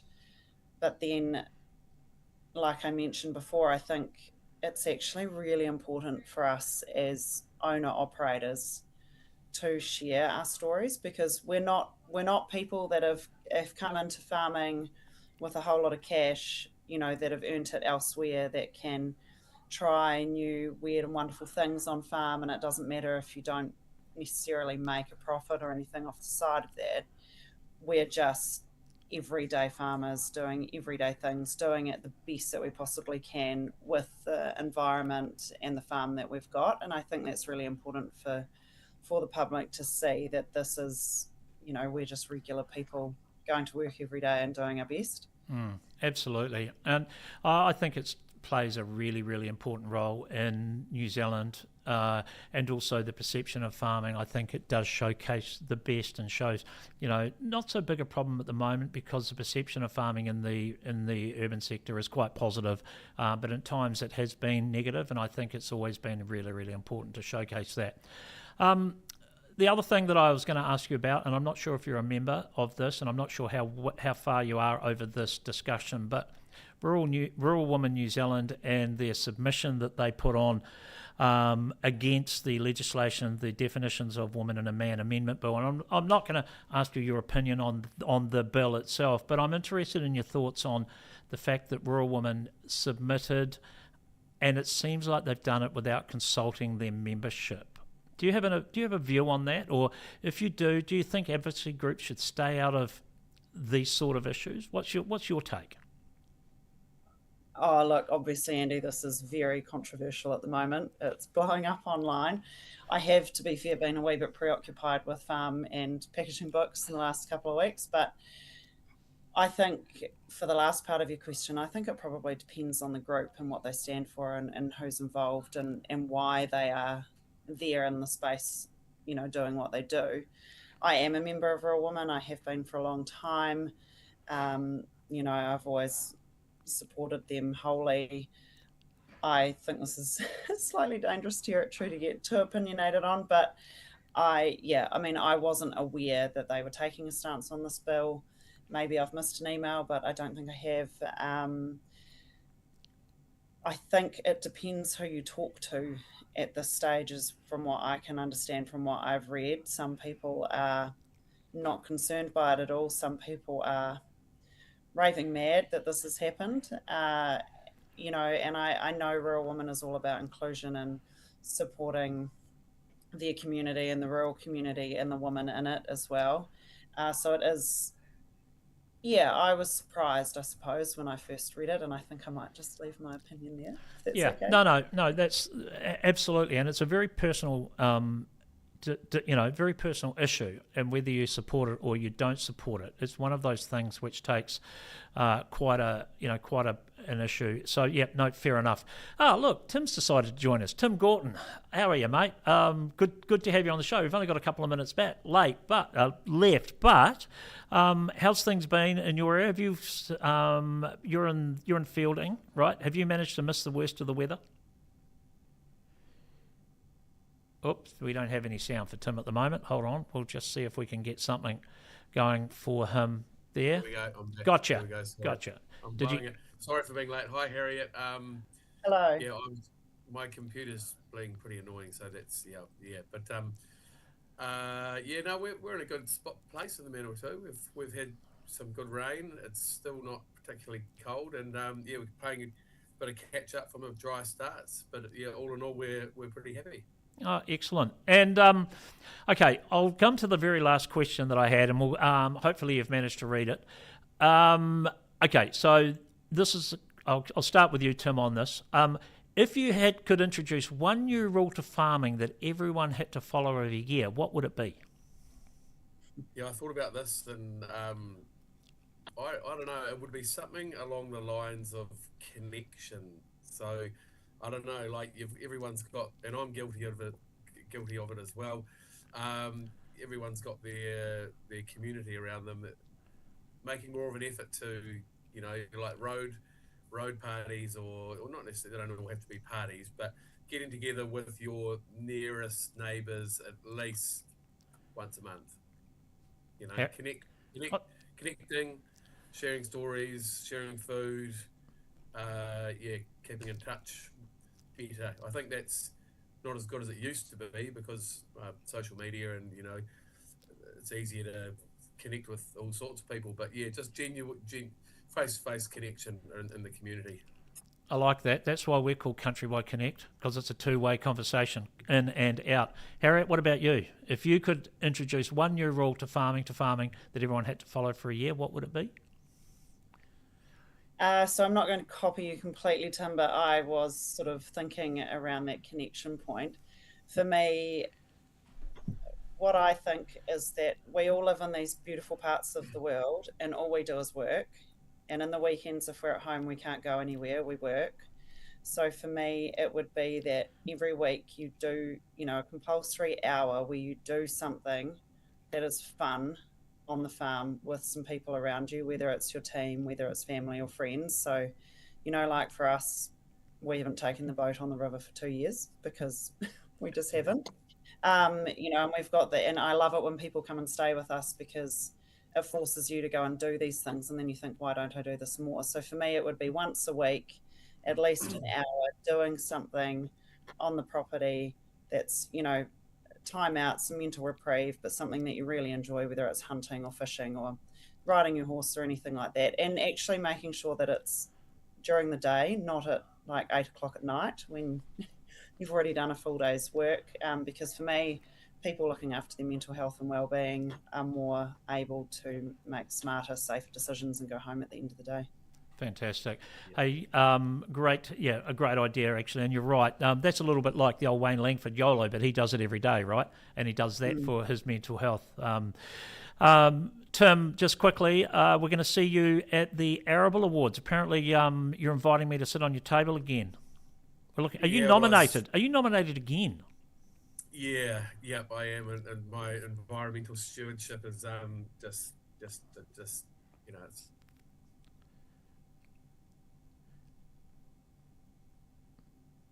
Might have frozen there, I think. His environmental steward, he is nominated. Oh, sorry. You've come back. You just froze on us a little bit. So you said environmental stewardship? Yeah. So just nominated for that by far. So yeah, really honoured and surprised. We just do what we do, and and enjoy it. So it's good to get together with the arable people down there in Christchurch, which is a place I enjoy visiting. All right, guys. Hey, really appreciate your time. Harriet Bremner, thank you so much. Great to chat. Congratulations on the Country Calendar episode. It was an absolute ripper. If you haven't seen it, go on demand on TVNZ Plus, and you'll be able to catch up with it. It's a great piece of television. And Tim, mate, thanks for coming on, making the effort, even although your computer did play up. We'll if we don't talk to you beforehand, we'll see you at the FAR Awards. Looking forward to that. Yeah, spot on. Thank you. Oh, thanks, Andy. Have a great afternoon. Oh, I'm looking forward. I'm going home, going back to the coast if I can make it.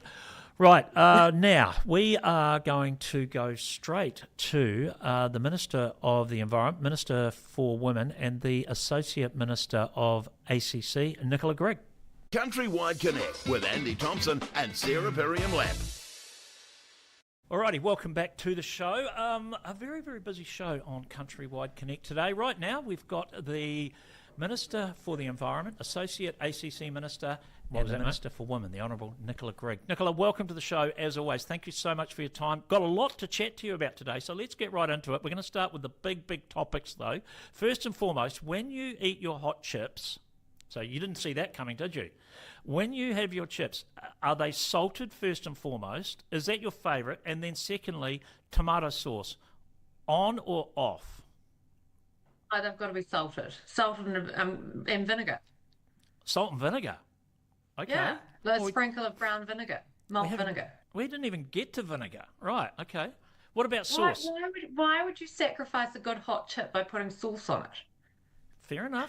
Okay. So no sauce, just salt and vinegar. Yeah, or just salt. Yeah. Okay. What about at an AMP if I'm show? in a restaurant and we're being a bit fancy, probably maybe a wee bit of aioli. You see, I just don't do aioli. What about gravy then? No. No. Okay, that's an English thing. Gravy's for meat. Okay, rightio. Okay, so salt. I'm gonna have to start making notes here. Nicola Grigg, salt. Okay, we're gonna have to run a poll on this one. Okay, fine. You unwrap the newspaper, your fish and chips, and sprinkle your brown vinegar all over it. Yeah, do they not do that on the West Coast? I have seen it. No, but then what annoys me, and I don't like this bit, when they ask me, I'll say salt, and they go plain salt or chicken salt. Oh God, no, plain salt. Exactly. Who are these heathens that you're speaking to? Well, it's my local fish and chip shop. Don't be mean to them. To be fair, on the West Coast, you're probably getting fresh fish, which don't need to be covered in sauce like the rest of us have to suffer. Yes, we are getting fresh fish. Absolutely. Yeah. The other thing that I do rate out of a fish and chip shop is, and I don't see it enough, is when you buy your fish and chips and they wrap it up in the paper and then they stab it with a knife. And so let the sting, and that you get home and you've still got crisp chips, not soggy chips. So 100%, yeah. Okay, well, we're agreed on that. I'm not so sure about the vinegar. I can do it. I must talk to my press sec. She didn't give me any lines on this topic, so heads are going to roll. Okay. We'll have a wee chat to Richard about that too, my editorial producer. Make sure that you're fully briefed on the big topics of the day. Speaking of the big topics of the day, I just saw this morning. Environment award-winning farmers fined for creating ponds without consent. Now, these are not effluent ponds, Nicola. These, and you're the Minister of Environment here. These are ponds on the farm for biodiversity. The McLaren family near Foxton, they wanted to create some ponds on the farm, and they got fined $26,000. In 2023, they won the Balanced Farm Environment Award for the Horizons region, and in 2024, they were finalists in the Dairy NZ's Responsible Dairying Award. I mean, where have we got to on this? Horizons, sorry. I mean, can you not do the right thing? I think it speaks volumes as to where regional councils have got to in this country. And, look, without knowing the details of this particular story, I think it sounds, at first blush, incredibly disappointing, an incredible overreach. Like you, I've attended loads of farm environment awards over the years, and so I know the calibre of the people that become regional finalists, champions, and indeed national supreme champions. And there are no better custodians of the environment in the country than these kinds of people. So that news shocks and saddens me, but sadly doesn't really surprise me. But we'll have a whole new world when regional councils are disbanded. And you've dismantled your environment, but then we've got a whole new... Yeah, started... No, I didn't. We've merged. Yeah, We we've didn't merged, disband, that's right. We've merged, that's right. I still can't remember what it's called. I must have to get... MCIRC. That's right. Ministry of Cities and what? Environment and Regions and Transport. Okay, right. I'll get that in my brain one day. There was an event recently which I would have loved to have attended. It's Safer Farms, which is a fantastic organisation in Leaston, highlighting significant drop in ACC farm injury claims. How's this come about? The event, look, it was sort of 1 year on from the launch of the Farm Without Harm strategy that Safer Farms came up with, and really good opportunity to speak to the massive shift that we've already seen. ACC would tell you that farming or agriculture produces some of its highest statistics. So, we all know someone who's been injured on farm, be it by, being in a cattle crush or on a quad bike or whatever. Agriculture is one of our high risk industries, but we've actually seen since 2020 where they reported nearly 26,000 injury claims. That's dropped in 6 short years to 17,000, so 7,000 less injuries. At a massive cost to both the taxpayer, but to these farmers and their families and their communities. They estimate that nearly 750,000 lost work days related to work-related injuries in 2025. So really neat to be able to get out on farm at David Burkett's place out in Leaston with Lindy and some of the ACC reps and some of, lots of local farmers who would be well known to you, to talk about the shift, to talk about the work still to come. And ACC is really keen to be investing in programs like Farm Strong and Safer Farms that invest up front to deliver outcomes that are, materially shifting the dial. So it was a really good day. Yeah. You said thousands of small practical decisions on farm has led to this turnaround. Obviously, there's still more to go. There's still farm accidents, but is it a bottom-up approach? Is that the difference here? Farmers are empowered? Yes, I think so, and that's the great thing about programs like this is that they are informed by farmers, and the sharing of practical knowledge and way of doing things. And David actually spoke really eloquently about he's had his on-farm accidents and he has learnt the hard way. And the really critical part is information sharing and being able to find what best practice looks like and extrapolate that out through various communication channels, and rural media play a really critical part of that, to be able to share that best practice. But talking to Lindy, who's the ambassador, a lot of it is driven by fatigue and making decisions and quick decisions in the moment without thinking things through. Everyone's in a hurry. This time of year it's cold and dark and farm tracks are greasy, vehicle accidents occur. And so it's just having, we will see those ACC ads on TV about the have a and I think they're really effective. They've certainly impacted me and how I think about things, but particularly on farm, the end of the day in the cold and the dark and you're trying to rush home, just stop, take a pause, think through that decision before you make the wrong one. Yeah, I love Farm Without Harm. I also, what they're doing, Safer Farms, their mantra of, fail safely, which I think once you understand that philosophy of failing safely, it changes the way that you do business, right? It's a real mindset change. I think it's a great initiative. Yeah, me too. And that's why we're really happy to keep supporting this. As Associate Minister, I sort of have a dashboard in front of me every quarter of the various different programs across the country that ACC invests money into these injury prevention spaces. And I have to say, agriculture, I think, is leading the way and really providing a transition. And I would also say forestry. It was one of our most lethal industries for a long time, and they, we all touch wood, they're reporting that they've not had a fatality in 12 months, and that is just phenomenal to be where they have come from. Exactly, and yes, we know the issues with forestry and right across the sector. But coming back to agriculture, it is a difficult one, isn't it? Because it's not just machinery. You've got animals. There's all sorts of unknowns and things that can catch you by surprise. And just as you said, taking thinking about things really can help in the long run. And I think all farmers, myself included, David Burkett, I could give you a little litany of near misses and accidents. I ended up under my motorbike with a broken rib, I ended up under mine actually in the water and it floated off me, so there's a whole bunch of stories of things that go wrong on farm, and we were experienced farmers. It's not about being careless a lot of the time. It's just things happen. Fail safely. Exactly. Yeah. You've articulated it really, really well. And, and I think that constantly sharing that message and making it cool to be careful is the other one.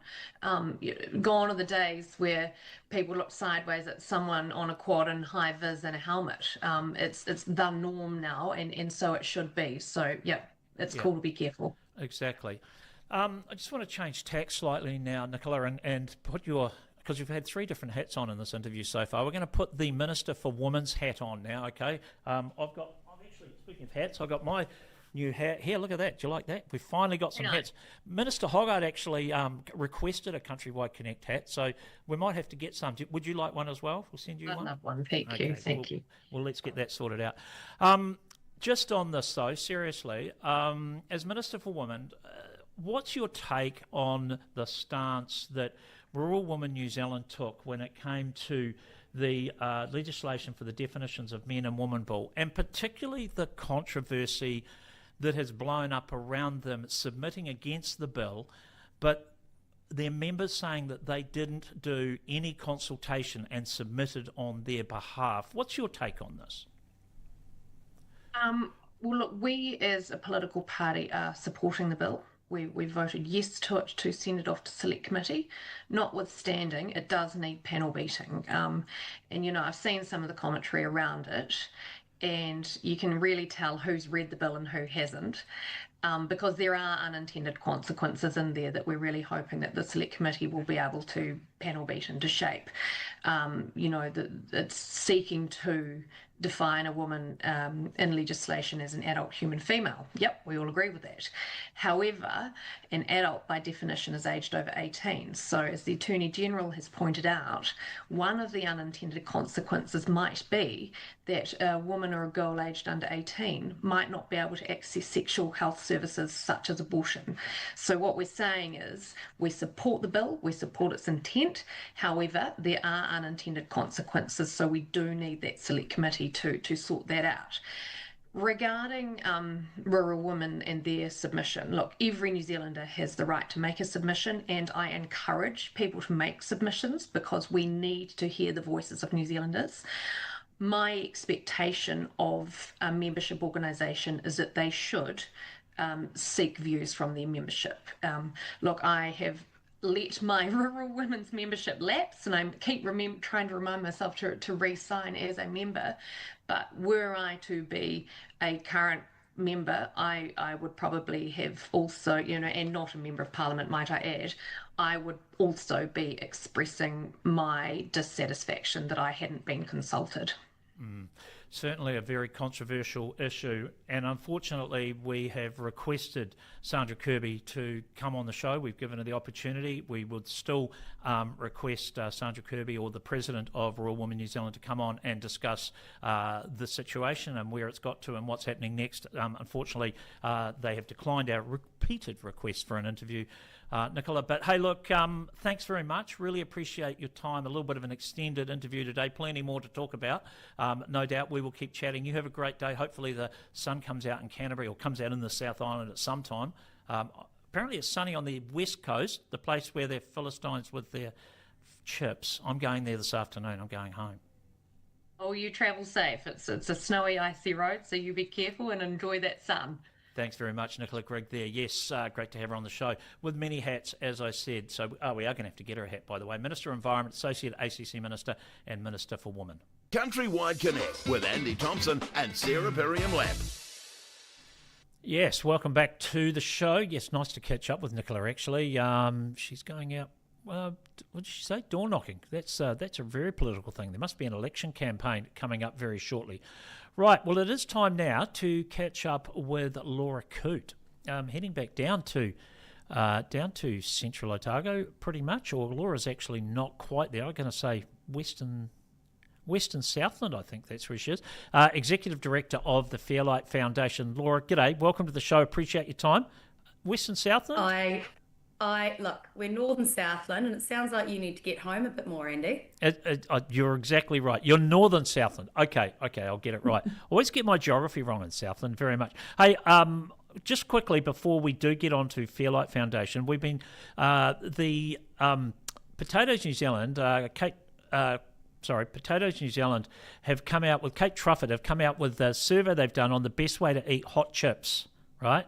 So I didn't warn you on this, but I need to know salt or not, and if it's salt, what sort of salt, and then sauce, on or off. It's going to shock you to understand I don't really eat hot chips, but if I do, yeah, normal salt, sea salt. Normal sea salt, okay. But what about sauce then? No sauce. None. If the hot chip is good enough to be consumed, it should be done so without sauce. Okay, fair enough. Absolutely. All right. Well, yeah. So you're in the majority. The majority of people are basically just salt, just plain salt. Yeah.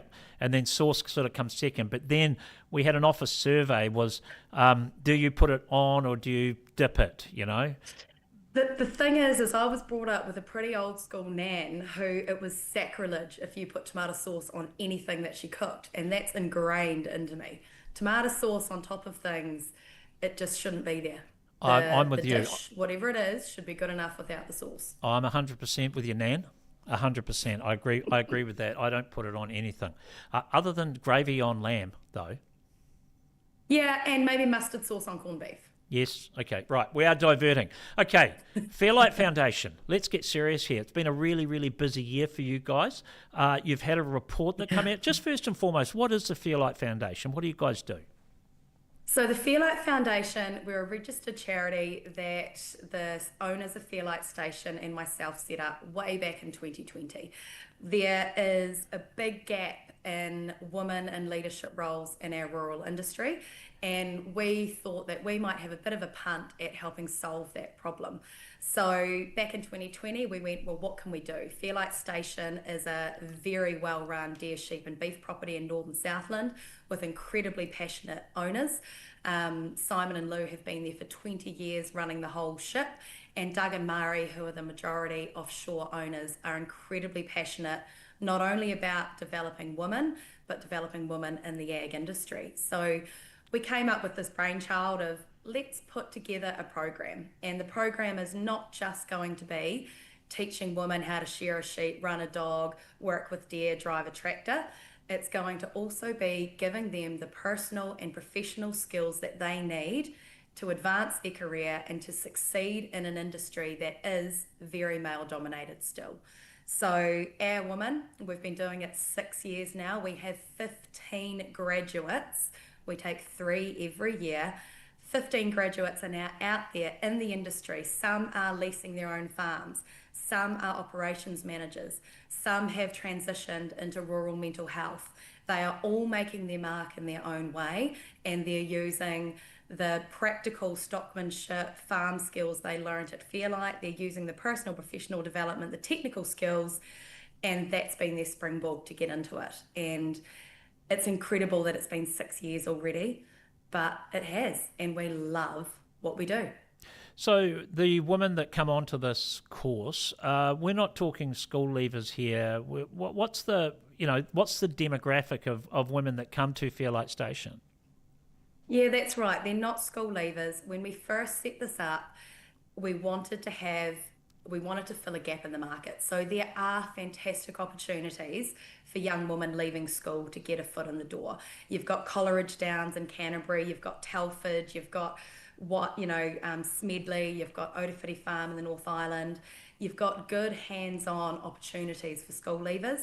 But if you're a female who goes and studies agriculture or animal sci or a Bachelor of Ag because you're not from a farm and you think that this qualification is going to get you a foot in the door, you very quickly realise in your last year that farm employers don't actually care that you can do a pasture plan. They want to know, can you do the practical skills? Have you set a foot on farm?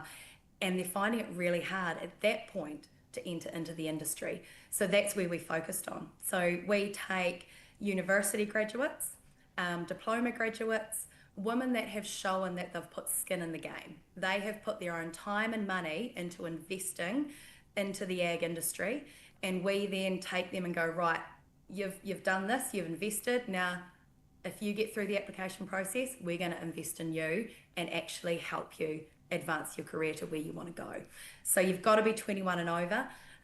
You've got to have some sort of tertiary education, and that's pretty much it. Whether you're from a farm or not, it doesn't matter. Whether you're from the North Island or South Island, it doesn't matter. We have a pretty open door policy, but the application process is intense. How long is each course for? It's a 12-month program, so you are following the whole Fairlight farming calendar. And on a deer, sheep and beef property, there's not a lot of downtime. As soon as you've finished handling one stock, you're straight into the next. You're coming in at the busy time and weaning. You're going all the way right through till the end of December.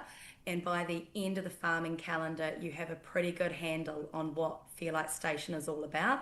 And with only taking on 3 each year, it's all hands-on, it's all doing. There is not a lot of standing around and observing. They are in the thick of it and getting well supported, but coming away with some pretty handy skills. And as you said, the selection process is pretty tough. So, yeah. Hey, just on that, though, I'm seeing that you're introducing a couple of courses. One of them is the Elite Sharing course. What's this about? Yeah, so every year we sort of pick and choose what external providers need to come in to teach the skills at a really high level. So in the past, we have had Ken Payne, who's been a tutor at Telford. He's come in and run a sharing course. Last year he was unavailable, so we got Elite Sharing in.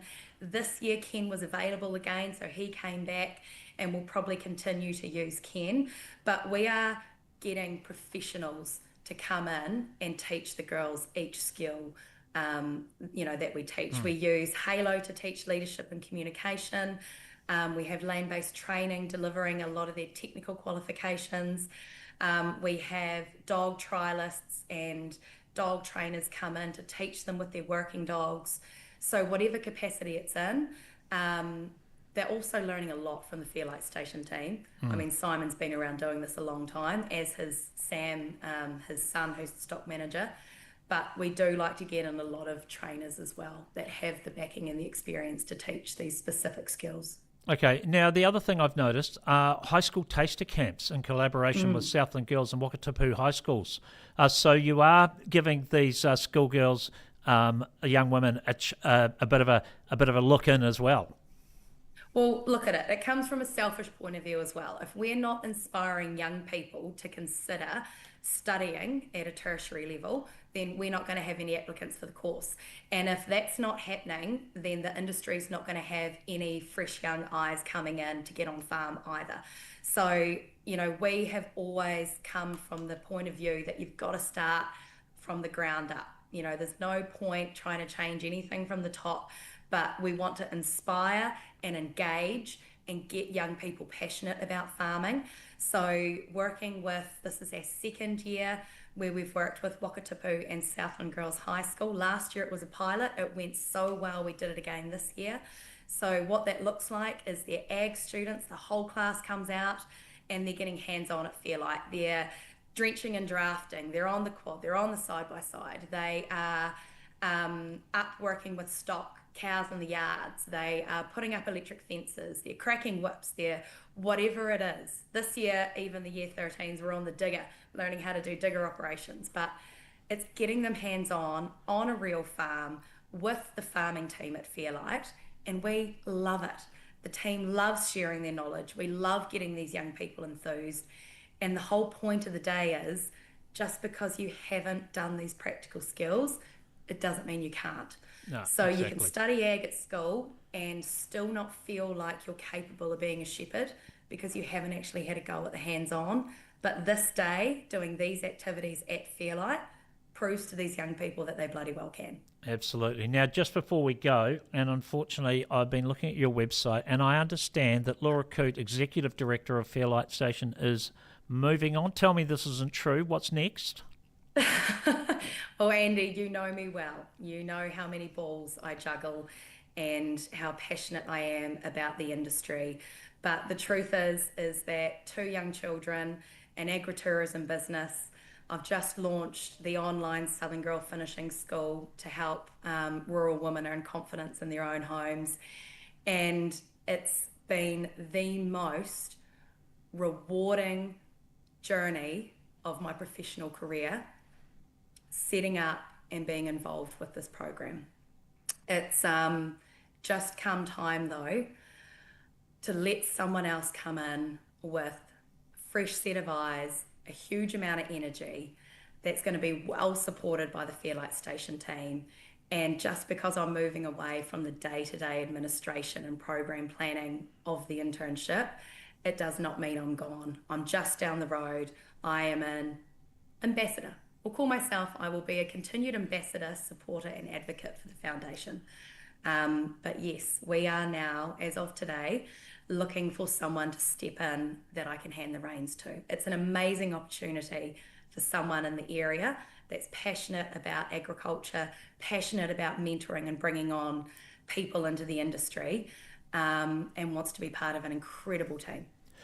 All right, Laura, fantastic. And you are a magnificent advocate for agriculture and for young women and women in general with all of your work with the Southern Girls Finishing School, what you've done with Fairlight Foundation and everything. Your story is absolutely inspiring. So really looking forward to see what comes next. And thanks so much for your time on CountryWide Connect today. Thank you. Thanks very much, Andy. We'll chat soon. We will always chat soon. Laura Coote there. Right. A fascinating show today. Very, very busy. Have appreciated you sticking with us. We will be back tomorrow with CountryWide Connect. Who knows what's going to happen? Because I didn't even know what was going to happen today, let alone what's going to happen tomorrow. Hey, but we'll see you back same time, same place. Thanks for watching and listening. CountryWide Connect. Connecting farmers and growers to what they need to know to grow. Your daily innovative rural show with Andy Thompson and Sarah Perriam-Lamb.